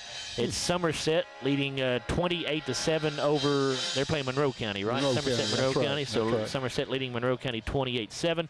Caverna and Russellville in the good one at the end of the first quarter. It was Russellville 7, Caverna 6. Callaway County leading Allen County Scottsville 14-6. That was at the end of the first quarter. And the last time we had an update on Logan and Franklin, it was Logan 14, Franklin Simpson 0 at the end of the first quarter. E-Town on top of Metcalfe County 12-0 at halftime. That's what we've got for you so far. Here it's 42-0 Glasgow over LaRue County at the break as we continue on the SCRTC halftime show. Time now to take a look at the McDonald's halftime stats. For that, here are Larry and Bruce. Larry. All right, Joe. For the first time this year, I think the Scotties didn't get the football first. LaRue County won the toss and decided to take it. And they would take over after the kickoff on their own 31-yard line. Jalen Bradley would intercept the pass. It was tipped. He came in and intercepted it and ran it back to the 17-yard line. That set the Scotties up 1st and 10 there. And from that point, there was 10:04 to go in the first quarter. From that point, Glasgow went on a 4-play, 17-yard drive, took 1:40 off the clock. Jathan Franklin went over from 2 yards out for the touchdown. Jared Malagon kicked the extra point. Scotties led 7-0 with 8:24 to go in the first quarter. On LaRue County's next possession, they would start at their 32-yard line this time with 8:18 to go in the first quarter. And again, another interception. Jalen Bradley would play it perfectly, jump on the far sideline and went right in front of the receiver, intercepted the football, and Glasgow would take over after that interception on their own 45-yard line with 6:29 to go in the first quarter. From there, the Scotties, a 5-play, 53-yard drive, took 1:50 off the clock. Hudson Gum went over from 2 yards out for the touchdown. Jared Malagana kicked the extra point, and it was 14-0 in favor of the Scotties with 4:39 to go in the first quarter. The defense stopped LaRue County on the next possession, and they would punt the football, and the Scotties would take over on LaRue's 40-yard line this time after the punt. 2:54 to go in the first quarter. Only took them 1 play to put it in the end zone. The first time Cam Bull had touched the football tonight, they pitched it back to him. He went 40 yards around the left side and took it into the end zone for the touchdown. Jared Malagon kicked the extra point, and it was 21-0 in favor of the Scotties with 2:45 to go in the first quarter. Another punt by LaRue County as the Glasgow Scotties defense raised up again and made them punt the football. The Scotties would take over this time on their own 38-yard line with only 51.8 seconds to go in the first quarter. It only took them 2 plays to put it in the end zone this time. 2 plays, 62 yards. 51.8 came off the clock. Jarek Martin caught a 54-yard touchdown pass from Hudson Gum, and it was thrown perfectly right over the shoulder, and he never broke stride and took it right into the end zone for the TD. Jared Malagon kicked the extra point, and it was 28-0 in favor of the Scotties at the end of the first quarter. LaRue County would get the ball opening the second quarter. Again, the Scotties defense rose up and made them punt the football. The Scotties would take over on their own 45-yard line after that punt with 10:33 to go in the second quarter. The longest drive of the night as far as play-wise, 11 plays, 55 yards. 4:47 came off the clock. Jarek Martin with another touchdown pass from Hudson Gum, just a little slant over the middle and 8 yards out, and that was good for the touchdown. Jared Malagana kicked his 5th straight extra point, and it was 35-0 in favor of the Scotties with 5:16 to go in the second quarter. Glasgow's defense came up big on the next drive as Cameron Bull would intercept a pass for Glasgow and looked like he'd take it all the way for the touchdown, but we had a low block in the back that was called, and they brought it back. So the Scotties took over on their own on the LaRue's 48-yard line after that play. 2:46 to go in the second quarter. From there, they went on a 4-play, 48-yard drive, took 2:35 off the clock. Hudson Gum with a 3-yard touchdown run, and the Jared Malagon again kicked the extra point, and it was 42-0. I should say we had a running clock after the 35-0 play, and then this one made it 42-0. So here at halftime, 42-0 in favor of the Scotties with a running clock in the second half. Bruce? Thank you, Larry. And the stats are going to tell why it's 42-0. Of course, 3 interceptions was part of that. Yeah. But let's look at our SCRTC halftime show. Let's look at our McDonald's stats here for our SCRTC halftime show. With the Scotties up, as Larry told you, 42-0. LaRue County had 2 first downs. The Scotties picked up 10. The Hawks rushed for a -12. They passed for 12 for a total yards of 0 in that first half. Of course, the 3 interceptions. Scotties had 10 first downs, as I told you. They had 104 on the ground, 175 through the air for a total of 279. LaRue had 3 turnovers, all interceptions. Glasgow did not have a turnover, but we put it on the ground once. The Hawks were not penalized. The Scotties 3 times for 40 yards. LaRue County ran 22 offensive plays in that first half using 12 minutes and 7 seconds of clock time. The Scotties ran 27 using 11 minutes and 53 seconds. Individually, for LaRue County, their leading rusher is Brock Shelton with 1 carry for 3 yards. Brock Brown had 1 carry for 2 yards. Brady Skaggs rushed 7 times for a -6. And Owen McDowell was sacked 1 time for a -11. Owen McDowell was 3 of 9 passing for 12 yards with 3 interceptions. Jaden Rojas had 1 catch for 9. And Braden McDowell caught 2 passes for 3 yards. Cole Miller punted 3 times for 105 yards. That's a 35-yard average, and he had a long of 42. For the Scotties, leading rusher in the ball game was Cam Bull with 58 yards on 4 rushes there in that first half. Cam did score 1 touchdown, had a long of 40. Second leading rusher was Hudson Gum with 15 yards on 4 carries. He had 2 scores. Cabron Jones picked up 11 yards on 2 rushes. Jaden Bradley had 9 yards on 3 rushes. Jathan Franklin had 6 yards on 2 rushes and a touchdown. And Jarek Martin had 1 carry for 1 yard. Hudson Gum was 9 of 11 passing for 175 yards and 2 touchdowns in that first half. His leading receiver, well, we had a tie. Jaden Bradley had 68 yards on 4 catches with a long of 41. Jarek Martin had 68 yards on 3 catches with a long of 54 and 2 touchdowns, and Cabron Jones had 2 catches for 40 yards. Scotty did not punt in that first half, so here at halftime, it's a Scotty's on top of LaRue County in this important 2 undefeated district teams, 42-0. This has been your your SCRTC halftime stats, halftime show, your McDonald's stats. Let's take a 3-minute timeout on WCLU Blue 103.1.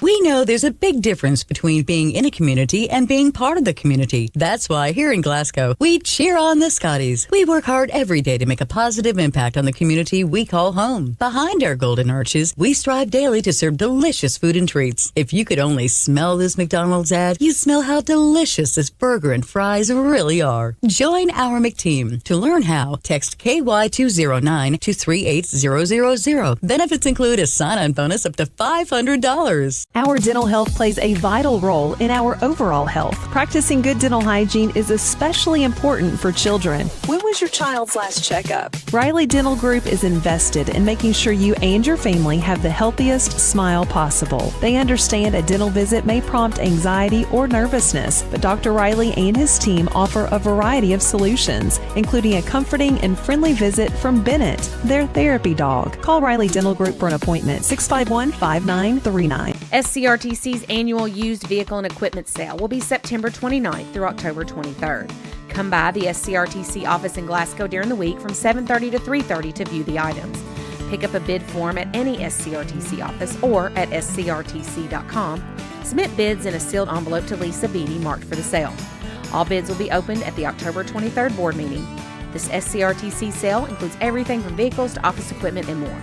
To view items and get your bid form, go to scrtc.com. If you haven't heard, there's a new approach to banking. It's called Kasasa, and you'll find it at the People's Bank. Your free Kasasa checking account offers you monthly cashback rewards. The Kasasa cash checking account can earn you a very high interest rate on your balance. Then link Kasasa Saver, and you'll also get a high rate on your deposits. Grow with Kasasa at the People's Bank in Glasgow, Cave City, and Marion. The People's Bank, working for you. Restrictions and qualifications apply. Restrictions may vary. Contact the People's Bank for details and to learn more. Member FDIC. Have you injured yourself playing a sport or exercising? Sports medicine experts at TJ Regional Health are trained to get you back on the road to recovery, whether you're dealing with sprains, fractures, knee and shoulder injuries, or other common injuries. Our goal is to prevent illness and injury in active individuals of all ages and help prevent future problems to maximize your performance. Find out more at tjregionalhealth.org/rehab. Patients first, team always. TJ Rehabilitation Services.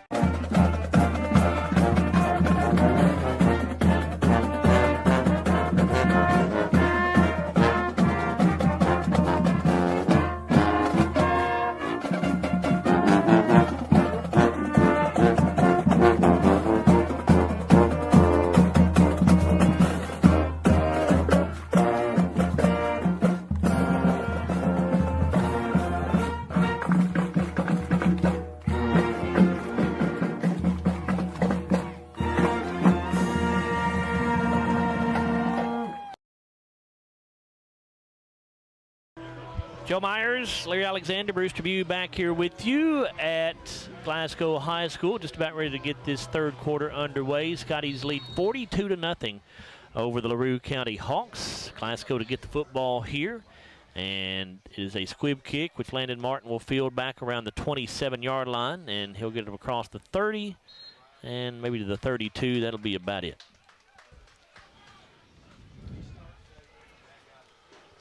The tackle that time, Larry, I know you're late getting up here. I believe that was Brock Shelton, number 14. All right, that would be his second tackle. His return of about 4 yards that time for Landon Martin. First and 10 Scotties, they'll start at their own 31. Starting offense will go back out. Actually, they will not all go back out. We see Hudson Gum has come out. Jalen Bradley, Jarek Martin are back out. Matter of fact, this may be the entire JV that's in there offensively. Trace England in there at quarterback for the Scotties. He'll hand the ball off to Cabron Jones. Cabron going up the middle with it, and he'll gain about 3 to the 34-yard line.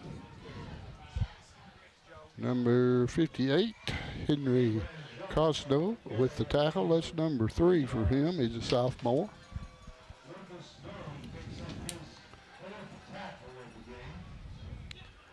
Second down 7 for the Scotties. Cabron Jones, Jeremiah Moore, Brad Smith, the wideouts here to the near side. That's Keyshawn Austin wide to the left.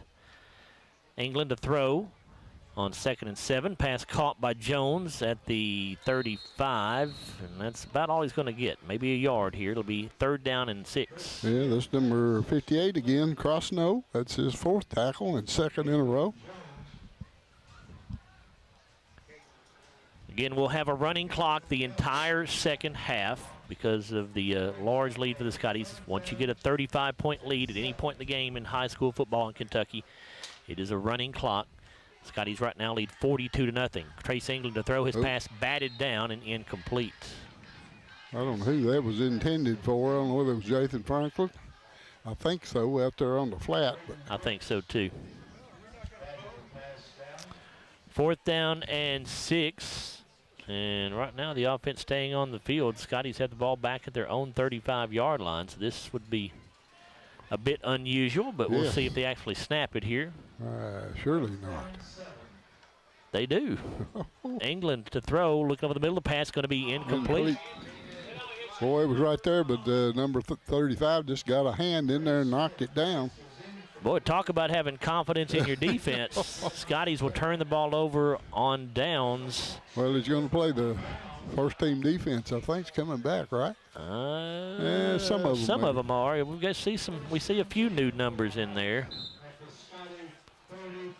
So Scotties turn it over on downs at their own 35. So a very short field here for LaRue County. They've done nothing offensively, but we'll see if this gives them a bit of a jolt here. 9:05 left in this 3rd quarter of play. 3rd quarter brought to you by Hatcher and Sadler Funeral Home. They'll give it off on a reverse to Shelton. The Scotties are not fooled whatsoever. Number 29 was not fooled. As Ashton Page, it's his 2nd tackle. It's a loss of 3 yards. Well, wait a minute. Now they're going to move it back up. It'll be a loss of 2 yards. 2nd down and 12 coming up from the Glasgow 37.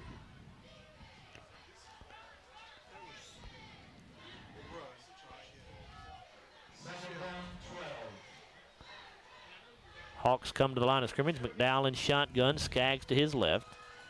Shelton, the wing back on the right side. You got 2 receivers wide to the left side here. McDowell to throw. Looking to the left sideline. Looking at Rojas. Pass going to be incomplete. He bobbled it. Yeah. Almost brought it in, but Jeremiah Moore did a good job. He was there defensively, applying pressure, and made him drop that football. Yeah. I thought he was going to catch it on the rebound, but he didn't. He reached his hands out, and he just couldn't get to it. 3rd down and 12 now for the Hawks. 7:49 to go in this 3rd quarter. Again, brought to you by Hatcher and Sadler Funeral Home.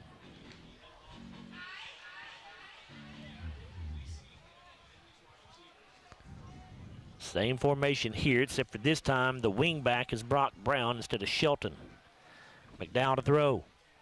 Steps up. Now he'll be sacked. 15. Number 15. Grayson Bartley. That is his 1st tackle of the night. That's unusual. Yes.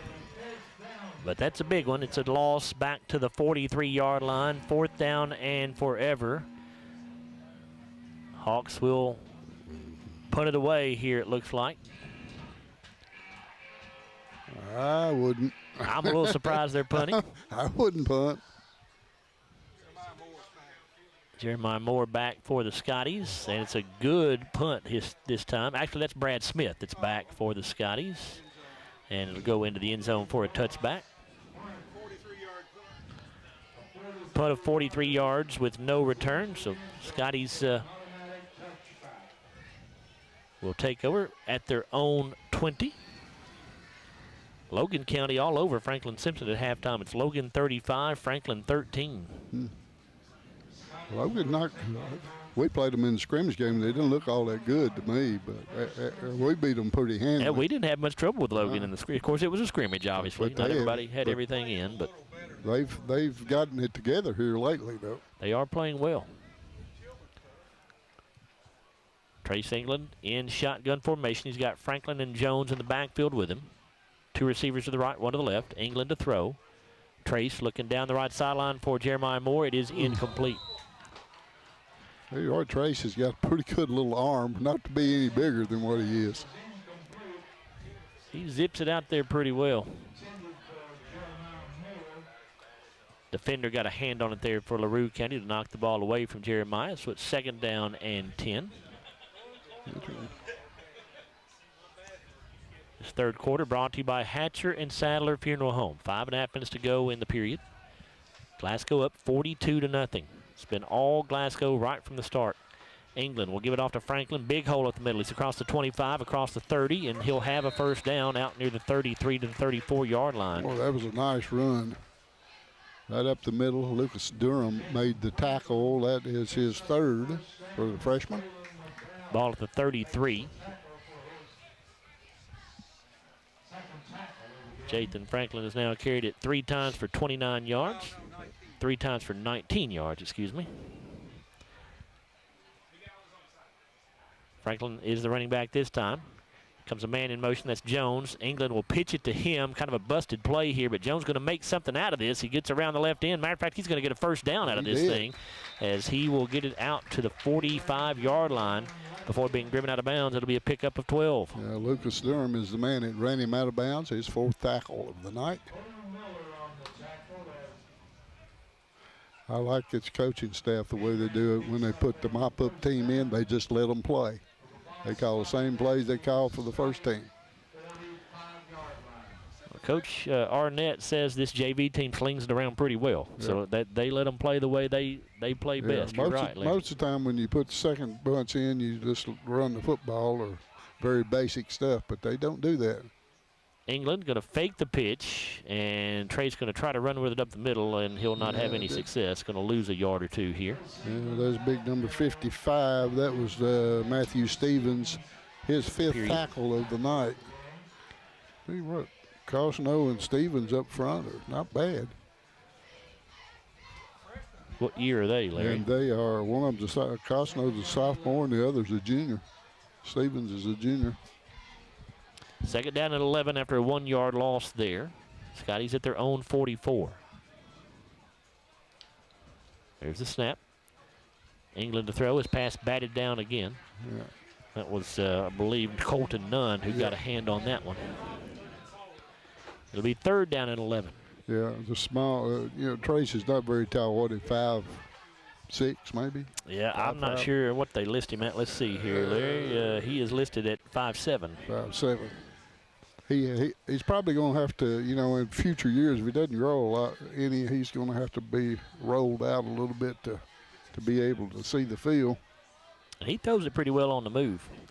England will hand this off to Franklin. He'll go up the middle with it. He's across midfield as he carries a tackler about 5 or 6 yards out near a first down, but I think he's a little bit shy. Caden McMillan on the tackle. It's his 2nd. He's a sophomore. Went for a ride right there on the back of Jathan Franklin. It'll be 4th down and 2. Scotties will go for it at the LaRue County 47. Jathan Franklin's a little bulldog. He's got some weight on him, and he's got some speed also. And he's just a sophomore. Franklin, the running back, they give it to him again, and he's got a first down, makes a couple of men miss. He's down inside the 40 to the 35-yard line with another Glasgow first down. 12 more yards there. Yeah. Number 36, Brady Skaggs on the tackle. That's number 4 for him. 2 minutes to go here in this Hatcher and Sadler Funeral Home 3rd quarter. Glasgow up 42-0 and driving again. They're at the LaRue County 35, 1st and 10. England will hand this ball off. That's Cabron Jones on the run. He'll go inside the 30 before he's been slung down. They're going to say he's down at the 30. I thought they might give him the 29, but be a pickup of 5 yards. Matthew Stevens with LaRue tackle County number 6 on that play.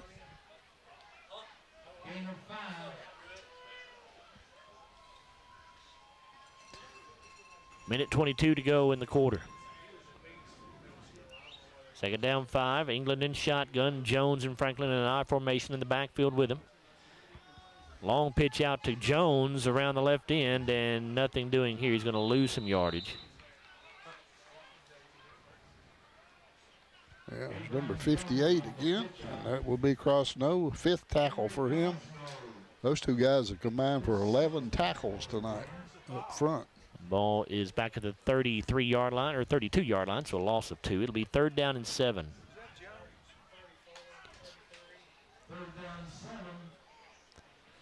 England with Jones and Franklin on either side of him here. As the third quarter about to come to an end. England will roll out to the right. He'll throw. Passes incomplete.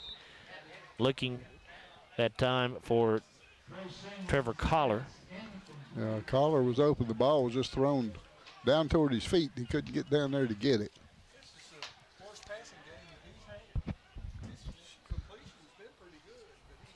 Fourth down and 7. Scotties will not run another play here at the end of the third quarter. So this Hatcher and Sadler third quarter comes to an end. It's Glasgow 42, LaRue County nothing. We're back for the final 12 minutes after this. This is Glasgow football on WCLU Blue, 103.1 FM and 1490 AM.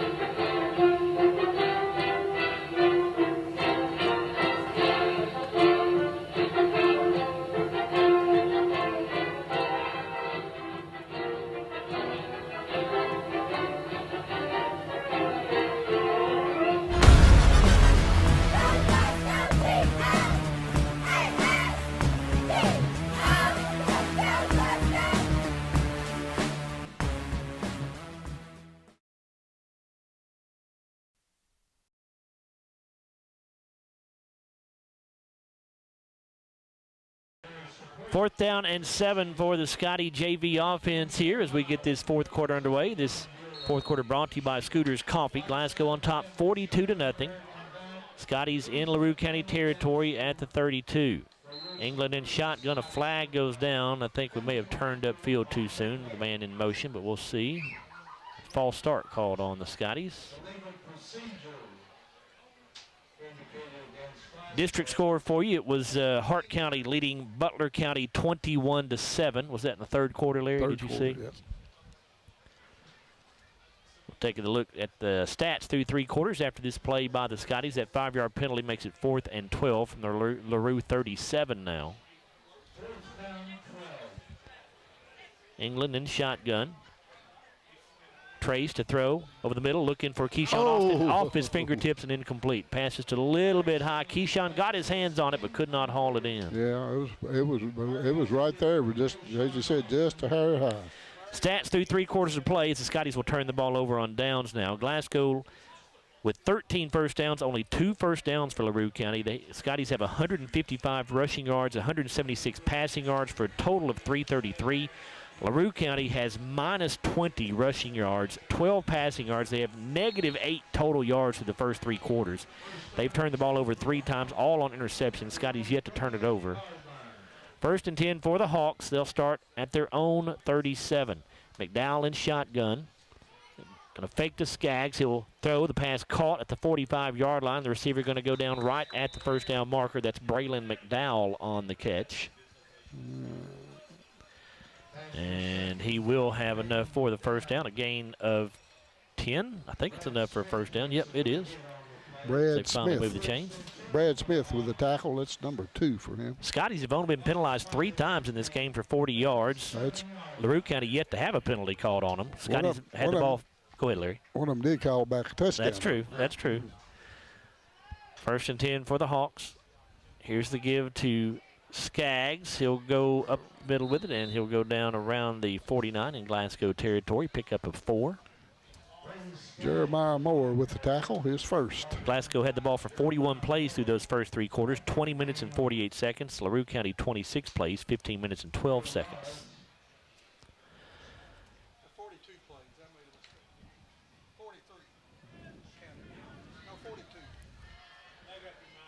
Second down and 5 for LaRue County at the second down and 6, I'm sorry, for LaRue County at the 49. Here's a pass going to be incomplete. Cabron Jones got a hand in there to knock that ball away, intended for Cole Miller. Yeah, ball thrown just a little behind him there, and Cabron able to knock that ball down. 9 minutes and 10 seconds left in this Scooters Coffee fourth quarter. Glasgow leads 42-0. We've had a running clock in this one ever since about the 5-minute mark of the second quarter. Scotties have played extremely well here tonight. This might be the earliest we've ever gotten through with a football game. 8:27, yeah, I'd say we're going to be out of here within the next 15 minutes, or at least the game will be over within the next 10 to 15 minutes. And here is a play-action pass, but nobody 66. open, and it is a sack for the Scotties as McDowell goes down around midfield. Is that 60? I thought it was 66. It's 69. 69. That is Drake Reeves. Tackle and a sack.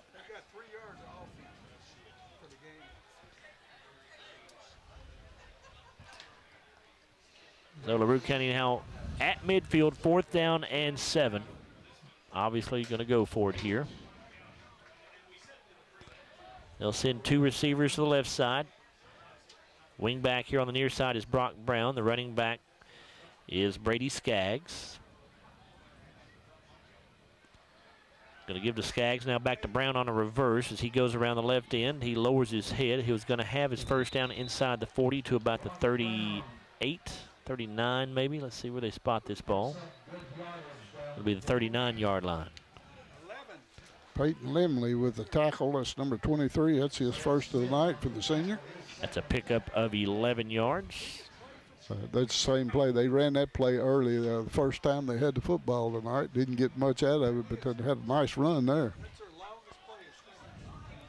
Bruce says that is the longest play from scrimmage tonight for LaRue County, 11 yards. And McDowell to throw, going to be caught by Braylon McDowell and along the left sideline. He is going to be out of bounds just shy, I think, of the first down marker, pickup of 9. I think he stepped out of bounds over there. I don't think anybody pushed him out. He just stepped out. About a yard shy. The ball spotted at the 30. 2nd down and 1. 6:50 left to go in this Scooters Coffee fourth quarter. Glasgow about to go to 8-0 on the year and 4-0 in the district, and this win will assure them of the district championship and a #1 seed for the playoffs, which means 2 home playoff games are guaranteed, assuming you win the first one. Here's Skaggs. He'll go around the right end with it and get bottled up after a gain of about 3 or 4. He will have a first down. Brad Smith on the tackle again. That's number 3 for Brad.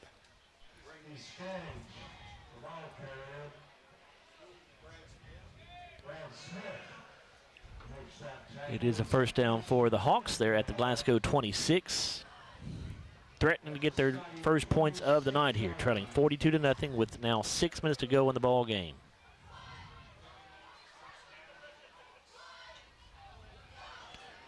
A receiver each way. Brown, the wing back on the left side. Running back here is Jackson Edwards this time, a freshman, set up to the right of McDowell. They fake to him. McDowell to throw. Under pressure and sacked back at the 35-yard line. Number 59 on that tackle, Jay Johnson. JV bunch has come in and got 2 sacks here in this last quarter. Well, quite a spot here. They're going to spot him at the 33. He clearly went down to 35, but we're not going to argue about it in a 42-0 ball game. 2nd down and 18 here for the Hawks.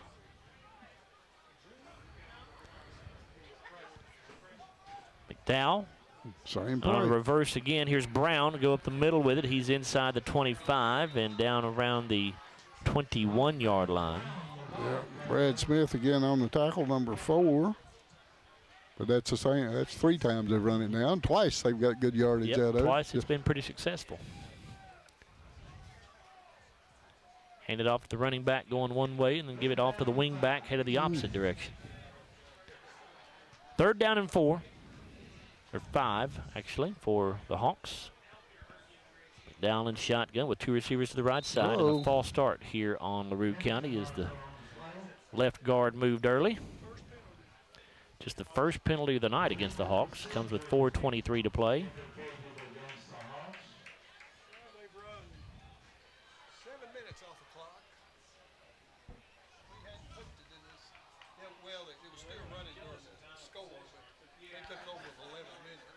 Penalty moves the football back to the 26.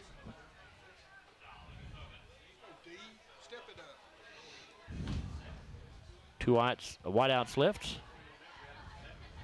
And McDowell handles the high shotgun snap, throwing over the middle into the end zone. Pass is incomplete.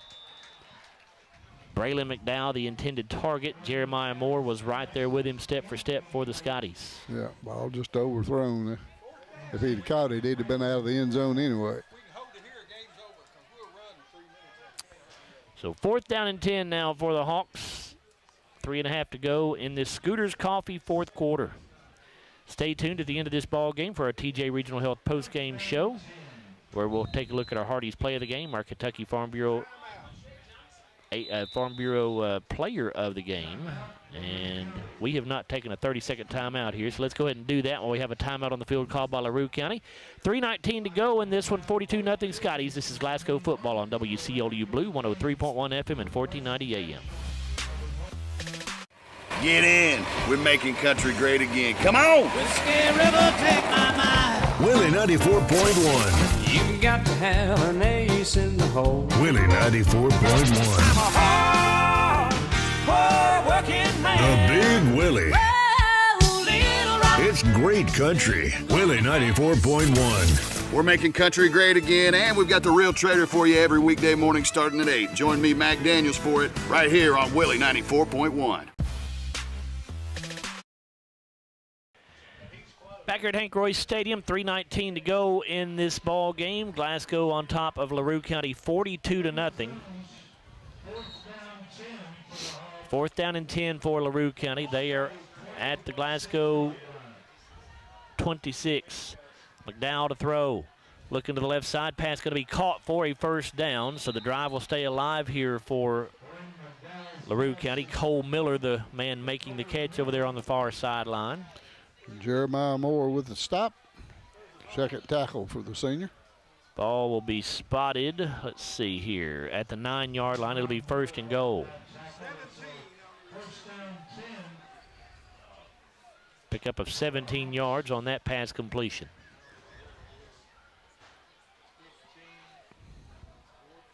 McDowell to throw. Over the middle, pass caught for the LaRue County touchdown on a slant pattern. That's Cole Miller who makes the catch with 2:37 to go in the ball game. So no shutout for the Scotties tonight.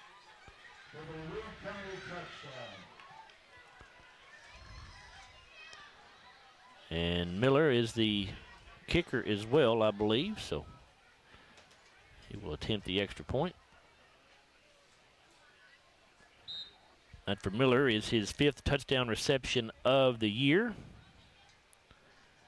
McDowell throwing his 8th touchdown pass. The kick is blocked by the Scotties, but it's still, I thought it did get over the crossbar, but the officials say it did not. So Scotties got a hand on it. He's only about 50% on his PATs this year, so.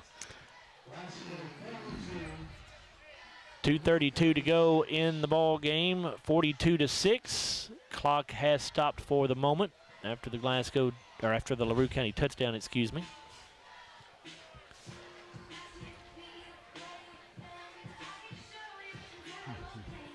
Scotties back in action here at home next Friday night for their final regular season district game. That will be against Edmonson County. Pre-game coverage at 6:30 as usual, with kickoff slated for 7 o'clock here at Hank Royce Stadium.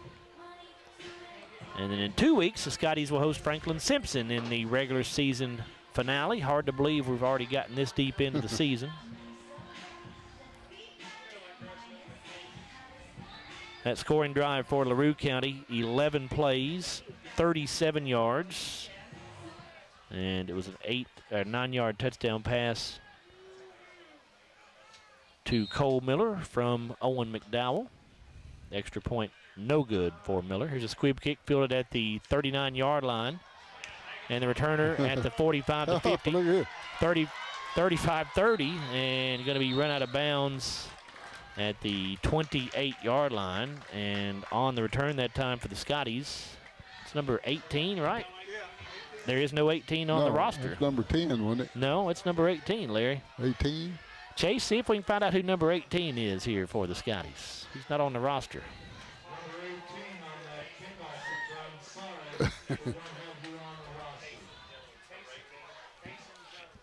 Taj Young.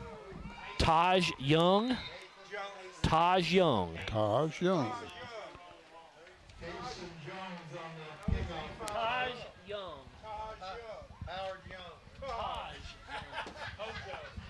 Here's a carry for the Scotties as a flag comes in from behind the play. Let's see who the ball carrier was. That was Peyton Limley on the ball on the carry that time. I think that's the first time Peyton's carried the ball all year, but it's not going to count. It's a hold called on the Scotties. Minute 20 left in the Scooters Coffee fourth quarter. Glasgow on top 42-6. Pendleton moves the ball back to the 40. I don't believe I call a hold at this time of the game, would you? Well, I don't know. It would have to be blatant. Well, maybe it was. Who knows? Here's a snap. Give them Limley again. Big hole up the middle for Limley. He bounces to the outside. He's got the 25, the 20, and he'll go out of bounds around the 18-yard line. Nice run. Braylon McDowell on the tackle. That's his second of the night. Peyton, a 5'10", 185 senior. It is a Glasgow first down with the ball at the 19-yard line. There's 30 seconds to go, so this very likely will be the final play of the game here. England handles a low shotgun snap, gives to Limley again. He's going to go down for a loss of a yard here, it looks like. That is Caden McMillan on the tackle. That's his third. And that is going to do it. The Scotties will go to 8-0 on the year as they also stay perfect in the district, and they will win Class 3A District 2, even though they still have a game left in the district against Edmonson County next week. This win assures them of the #1 seed and a district championship. It'll be the first one for the Scotties since 2021. We'll come back in a moment on the post-game show, which, of course, is brought to you by TJ Regional Health. We'll take a look at the Hardee's Player of the Game, the Kentucky Farm Bureau Insurance Player of the Game, and we'll also talk with head coach Jackson Arnett as well. 42-6, the Scotties a winner over LaRue County here in district play. You're listening to Glasgow football on WCLU Blue, 103.1 FM and 1490 AM. At Don Franklin, we're about more than just selling cars. We're about families, generations of them. Founded by my parents in 1968, we've been here growing alongside you. From the first family car to the newest model for the next generation, our values of trust, care, and commitment are in every handshake, every deal. With over 5,000 vehicles to choose from, check them all out at DonFranklinAuto.com. Don Franklin, driven by family.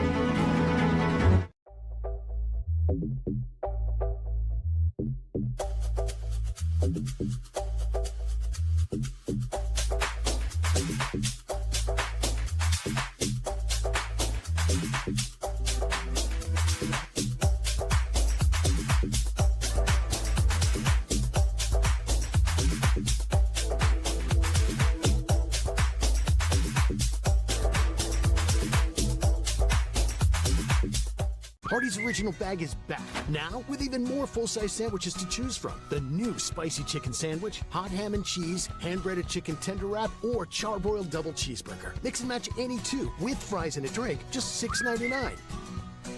It's been an amazing 33 years. I've been blessed to have someone by my side that I can count on no matter what. Like 3 years ago when I had that car accident, you really came through for me. So I just want to say thank you, Alan, for being my Farm Bureau insurance agent. Kentucky Farm Bureau, big on commitment. Oh, he's been great too. Right now, when you download the Hardee's app and join My Rewards, say good morning to 20% off any breakfast order of $10 or more. Wake up to the fluffy omelet biscuit or a home-style loaded burrito and save. That's goodness in Hardee's country. At Kuzma Family Dentistry, we specialize in changing smiles and changing lives.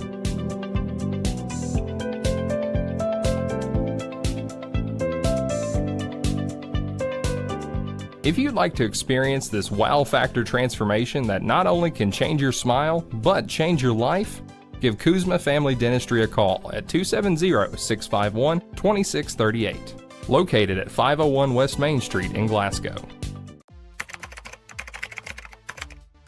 And it all comes down to this moment. There's only one roll left. Let's see what happens. And Michael wins the face-off. He used the old misdirection trick. Well, now that he's eating the roll, let's wait for his reaction. It's good! Do you want a free lunch for two at Colton's? Listen to WHHT between 11 a.m. and 3 p.m. during the week for a chance to win.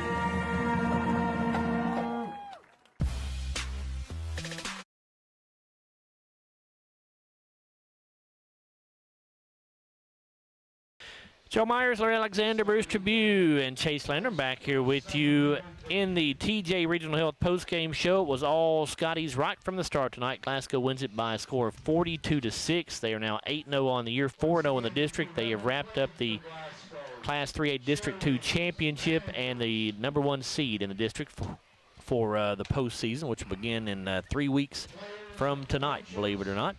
Time now to take a look at the final stats in this one. They are brought to you by McDonald's of Glasgow. Here are Larry and Bruce. Larry? All right, Joe. LaRue County won the toss and decided to take the football, but they didn't keep it long as they took over on their own 31-yard line after the kickoff. But Jalen Bradley got a tip pass interception and returned it all the way down to LaRue County 17-yard line, where the Scotties would take it at 10:04 of the first quarter. They went on a 4-play, 17-yard drive, took 140 off the clock. Jathan Franklin with a 2-yard run for the touchdown.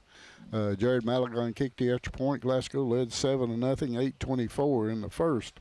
Another interception by Jalen Bradley on the next possession set the Scotties up on their own 45-yard line at 6:29 of the first quarter. 5-play drive, 53 yards, took 150 off the clock. Hudson Gum went over from 2 yards out for the TD. Jared Malagon kicked the extra point, and it was 14-0 in favor of the Scotties with 4:39 to go in the first quarter. LaRue County would punt on their next possession, and that would set Glasgow up on LaRue's 40-yard line. 2:54 to go in the first quarter. Only took them one play to put it in the end zone this time. One play, 40 yards, took 9 seconds off the clock. Cam Bull with a 40-yard run for the touchdown. Jared Malagon kicked the extra point, and it was 21-0 in favor of the Scotties with 2:45 to go in the first quarter. Another punt by LaRue County as Glasgow's defense stopped them for the third straight time. 2 punts and fourth straight time, I should say. 2 interceptions and 2 punts.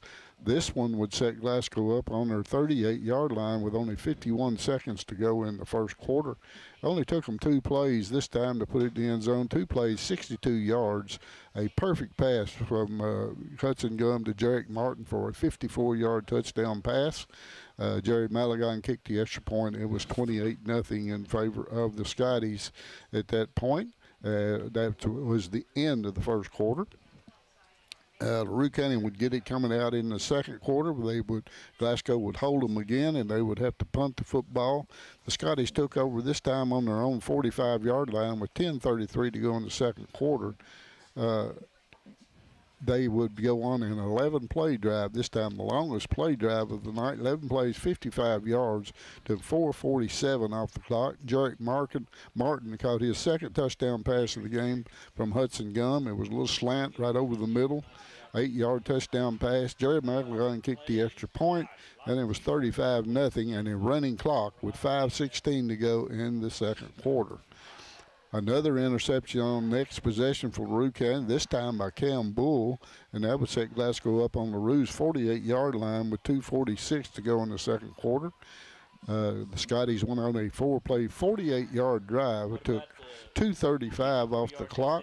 Hudson Gum went over for the touchdown, a 3-yard run, and Jared Malagon kicked the extra point, and it was 42-0 in favor of the Scotties at halftime. And that would be the final scoring drive for the Scotties. But LaRue County would put one on the board late in the fourth quarter with 2:32 to go in the game. They went on an 11-play drive, 37 yards, took 8:28 off the clock. Cole Miller with a 9-yard touchdown pass from Owen McDowell for the score. And the kick this time was no good. It was blocked. And the Scotties winning here tonight by a score of 42-6 for the win and the district championship. For LaRue County in the game for the tackles, Cole Miller with 1. Owen McDowell had 2 on the night. Jaden Rojas with 1. Braylon McDowell had 2. Lucas Durham had 4. Brock Shelton with 2. Jackson Edwards with 1. Caden McMillan with 3. Brady Skaggs with 4, Colton Nunn with 1, Riley Cundiff had 2. The 2 big guys up in the middle there, I don't know how much they weigh, but they're pretty good-sized kids, and they're pretty good players. One of the juniors, Matthew Stevens, had 6 tackles on the night, and a sophomore, Henry Crosdow, had 5 tackles on the night for LaRue County. Not a lot of tackling going on for the Scotties tonight. They had Jalen Bradley with 1 tackle on the night, but he had 2 big interceptions. Trey Smith with 1. Travis Collar had 2, both of those on a kickoff. Jathan Franklin had 1. Cam Bull with 4 tackles on the night and an interception. Grayson Bartley with 1 and a sack of the quarterback. Landon Martin had 2 on the night for the Scotties. Jeremiah Moore with 2. Stephen Garrett with 1. Peyton Limley had 1. Brad Smith with 4. Ashton Page had 2. Xander Contreras had 1. Jordan Huffman with 1. Jay Johnson had 1 and a sack of the quarterback. Kavion Massey had 3. And Drake Reeves had 1, and it was a sack of the quarterback also. So a good night for the Scotty defense, good night for the Scotty offense, and a good district championship. Bruce? All right, thank you, Larry. Let's look at our TJ Regional Health post-game show. Let's look at the McDonald stats for this game. Scotty's take the victory 42-6 to move to 8-0, as Joe had told you. First downs, the Hawks picked up 6, the Scotties had 13. LaRue County had 3 yards on the ground, 57 through the air for a total of 60. And deep into the fourth quarter of that last drive, they had a minus yardage for the game. Our JV had done a good job. This is interesting. We had 76 yards on the ground. We had 176 yards through the air tonight for a total of 352. 3 turnovers in this ball game, all by LaRue County. They were interceptions. They did not fumble it. The Scotties put it on the ground once and got it back.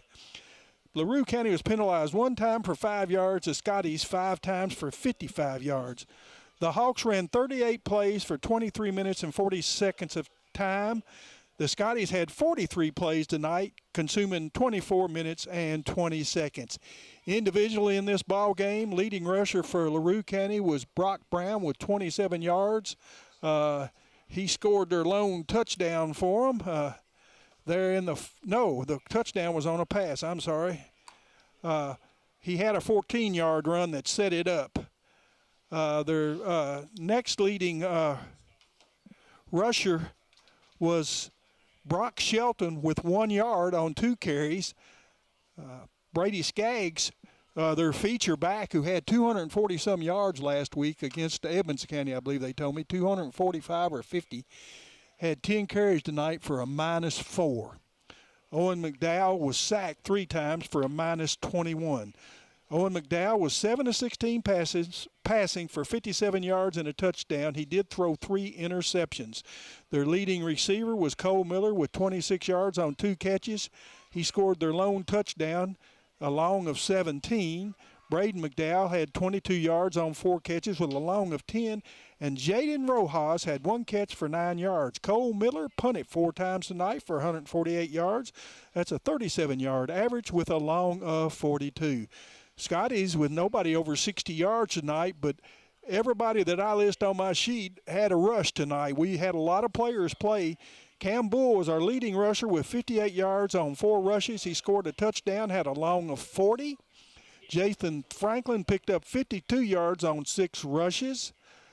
Peyton Limley came in and had our last 2 carries of the ball game, and he picked up 21 yards on 2 carries, a long of 21. Cabron Jones had 17 yards on 5 carries. Jaden Bradley had 3 rushes for 9 yards. Jarek Martin had 1 for 1, and Trace England had 1 carry for a -1. Hudson Gum was 9 of 11 passing tonight for 175 yards and 2 touchdowns. Trace England, they stayed on him pretty good. Their starters were still in there, and he was just 1 of 7 for 1 yard. 2 players with 68 yards receiving tonight.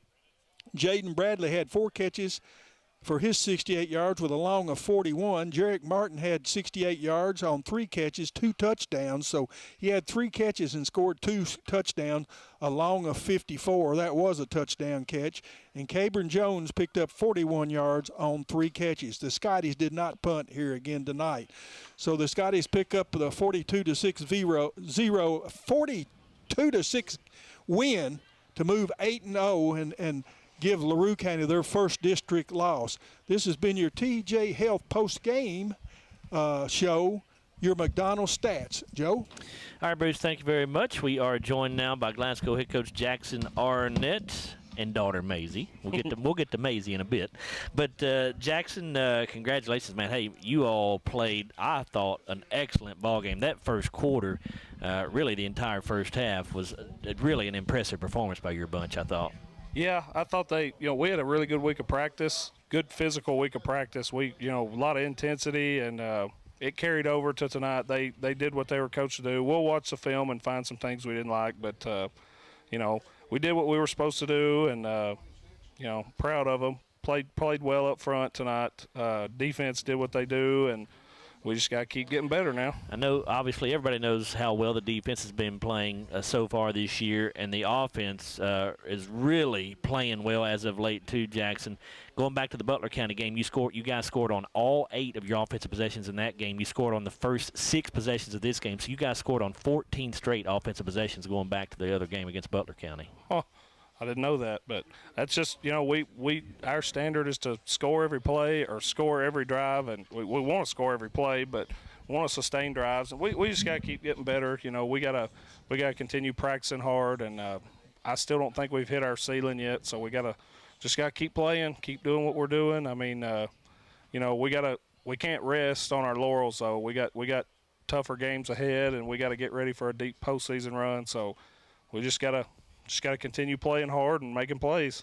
You guys defensively, again, just a great night. I think until the last 6 minutes or so of that fourth quarter, they were held to, I think, 8 total yards in the ball game, Jackson, and then they, of course, scored that last touchdown on the JV defense. But, just defensively, you had what would have been another pick six. It was called back, but still you got a couple interceptions on the night. You guys now have gone 5 straight games without turning the football over, too, on offense. Your turnover margin is now 13-0 or 11-0 on the season. Well, we got to continue to do that. We can't turn the ball over. That's day one, and we lost a fumble, or we didn't lose a fumble, but we fumbled it tonight. And we always tell them, just hand it to the official. If you hand the ball to the official, that's all you can do. So, we just got to continue to be efficient and do what we're supposed to do. Don't just hand the ball to the official. Keep it simple. Hudson Gum, again, continues his outstanding play over the last several ball games. Only missed on 2 passes tonight. He was 9 of 11 for 175 yards, had a couple of touchdowns, also ran for a couple of touchdowns. And then Jarek Martin and Jalen Bradley did their thing, too. Jarek, our player of the game, 3 catches, 68 yards, 2 touchdowns. Jalen, 4 catches, 68 yards. Got to feel good about the way this offense is playing right now, Jackson. And this win, I think I have this figured correctly, wraps up the district championship for you guys, because no matter what happens next week against Edmonson County, you've got the tiebreaker now over LaRue County and Hart County. So congratulations on that district championship and that number 1 seed. Well, we just, our sights are set higher than that, and we've got a goal in mind, and we're trying to get to that goal. And, we just talk about this as a byproduct of that goal. So, we're proud of it. We're happy that we can do it. But, we expect that, and that's just what we feel like our standard is to win that on the way to our goal. So. All right. Well, we got Edmonson County next week to wrap up the district schedule, then Franklin Simpson in a couple of weeks to wrap up the regular season. Hard to believe we've already gotten to this point, isn't it, Crazy. Jackson? Absolutely insane. It feels like we just started spring ball a couple of weeks ago is what it feels like. Now here we are. So yeah, once the season starts, it goes by fast. All right, Maisie, you're going to tell us go Dogs today, aren't you? Hey, say go Dogs. Oh, say come go on, Dogs. Maisie. Look at me. Hey, look at me. Say go Dogs. Yell it. Come on, say it. I took a video of her saying it. Just so you say it, yell it, say go Dogs. So we know she can say it, just maybe not live on the air. Yeah, she not gets yet. bashful. Jackson, thanks for coming up, man. Congratulations on the win and the district title. Thank you. Go Dogs. Yes, sir. That's Scotty head coach Jackson Arnett, his ball club winning it here by a final score of 42-6. And before we go to this break here, let's just remind you, Scotty's again in action 1 week from tonight as they will take on the Edmonson County Wildcats here at home at Hank Roy Stadium. And the last score we had on the Edmonson County game, they were playing Adair County tonight. It was Adair County on top of Edmonson by a score of 31-26. That was through 3 quarters of play. We have not gotten a score on Hart County in a while here. I'm not sure how that district game's coming up. The last score we got was a halftime score. Hart County was on top 21-7. So we'll go ahead and take another time out here and come back and take a look at our play of the game brought to you by Hardee's and also our Kentucky Farm Bureau Insurance player of the game. 42-6, the Scotties win it over at LaRue County. You're listening to Glasgow football here on WCLW Blue, 103.1 FM and 1490 AM. We know there's a big difference between being in a community and being part of the community. That's why here in Glasgow, we cheer on the Scotties. We work hard every day to make a positive impact on the community we call home. Behind our golden arches, we strive daily to serve delicious food and treats. If you could only smell this McDonald's ad, you'd smell how delicious this burger and fries really are. Join our McTeam. To learn how, text KY209 to 38000. Benefits include a sign-on bonus up to $500. SCRTC's annual used vehicle and equipment sale will be September 29th through October 23rd. Come by the SCRTC office in Glasgow during the week from 7:30 to 3:30 to view the items. Pick up a bid form at any SCRTC office or at scrtc.com. Submit bids in a sealed envelope to Lisa Beatty marked for the sale. All bids will be opened at the October 23rd board meeting. This SCRTC sale includes everything from vehicles to office equipment and more. To view items and get your bid form, go to scrtc.com. If you haven't heard, there's a new approach to banking. It's called Kasasa, and you'll find it at the People's Bank. Your free Kasasa checking account offers you monthly cashback rewards. The Kasasa cash checking account can earn you a very high interest rate on your balance. Then link Kasasa Saver, and you'll also get a high rate on your deposits. Grow with Kasasa at the People's Bank in Glasgow, Cave City, and Marion. The People's Bank, working for you. Restrictions and qualifications apply. Restrictions may vary. Contact the People's Bank for details and to learn more. Member FDIC. Have you injured yourself playing a sport or exercising? Sports medicine experts at TJ Regional Health are trained to get you back on the road to recovery. Whether you're dealing with sprains, fractures, knee and shoulder injuries, or other common injuries, our goal is to prevent illness and injury in active individuals of all ages and help prevent future problems to maximize your performance. Find out more at tjregionalhealth.org/rehab. Patients first, team always. TJ Rehabilitation Services. Our dental health plays a vital role in our overall health. Practicing good dental hygiene is especially important for children. When was your child's last checkup? Riley Dental Group is invested in making sure you and your family have the healthiest smile possible. They understand a dental visit may prompt anxiety or nervousness, but Dr. Riley and his team offer a variety of solutions, including a comforting and friendly visit from Bennett, their therapy dog. Call Riley Dental Group for an appointment, 651-5939. Get in. We're making country great again. Come on. Whiskey River, take my mind. Willie 94.1. You got to have an ace in the hole. Willie 94.1. I'm a hard working man. The Big Willie. Oh, little rock. It's great country. Willie 94.1. We're making country great again, and we've got the real trader for you every weekday morning starting at 8. Join me, Mac Daniels, for it right here on Willie 94.1.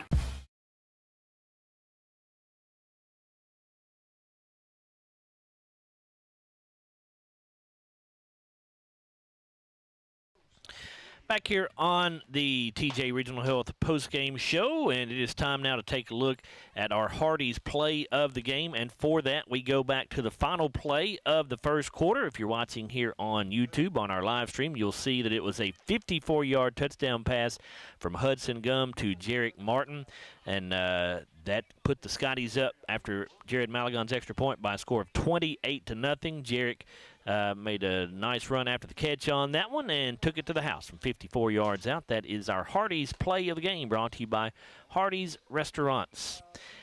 And now for our player of the game, again, it's going to be Jarek Martin. Jarek with a big night tonight as he caught 3 passes, 2 of which went for touchdowns, a total of 68 yards receiving. And so Jarek Martin, our Kentucky Farm Bureau Insurance Player of the Game, and that is brought to you by Kentucky Farm Bureau Insurance Agent Joe Myers. We'll come back in a moment here on the TJ Regional Health Postgame Show to wrap things up. Glasgow wins it 42-6 over LaRue County here in district action, and we're back after this. You're listening to Glasgow Football on WCLU Blue 103.1 FM and 1490 AM.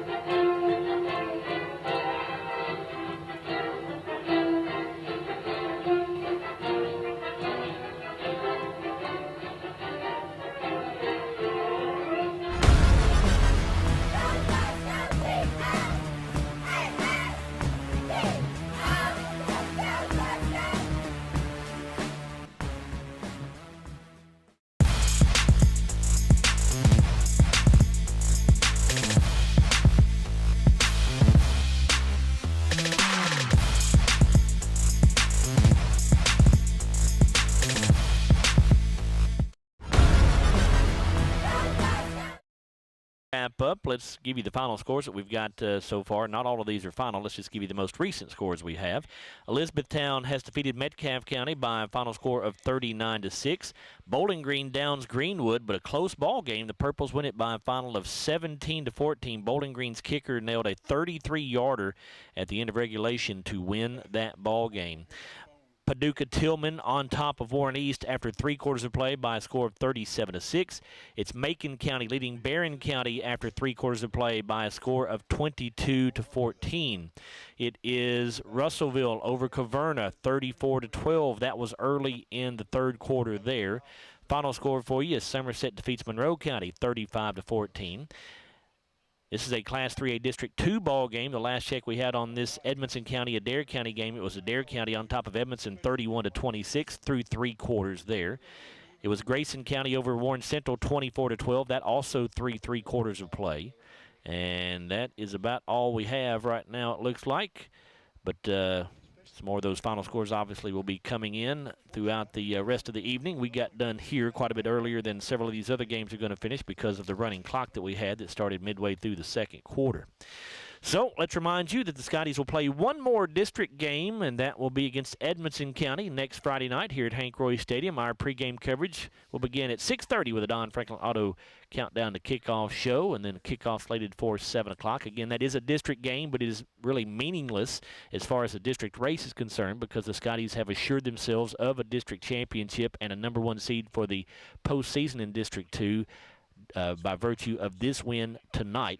Scotties pick it up 42-6. So wanted to say thanks to all the folks that helped us with the broadcast tonight. We had Jonathan Talley on the board for us back at the studio downtown.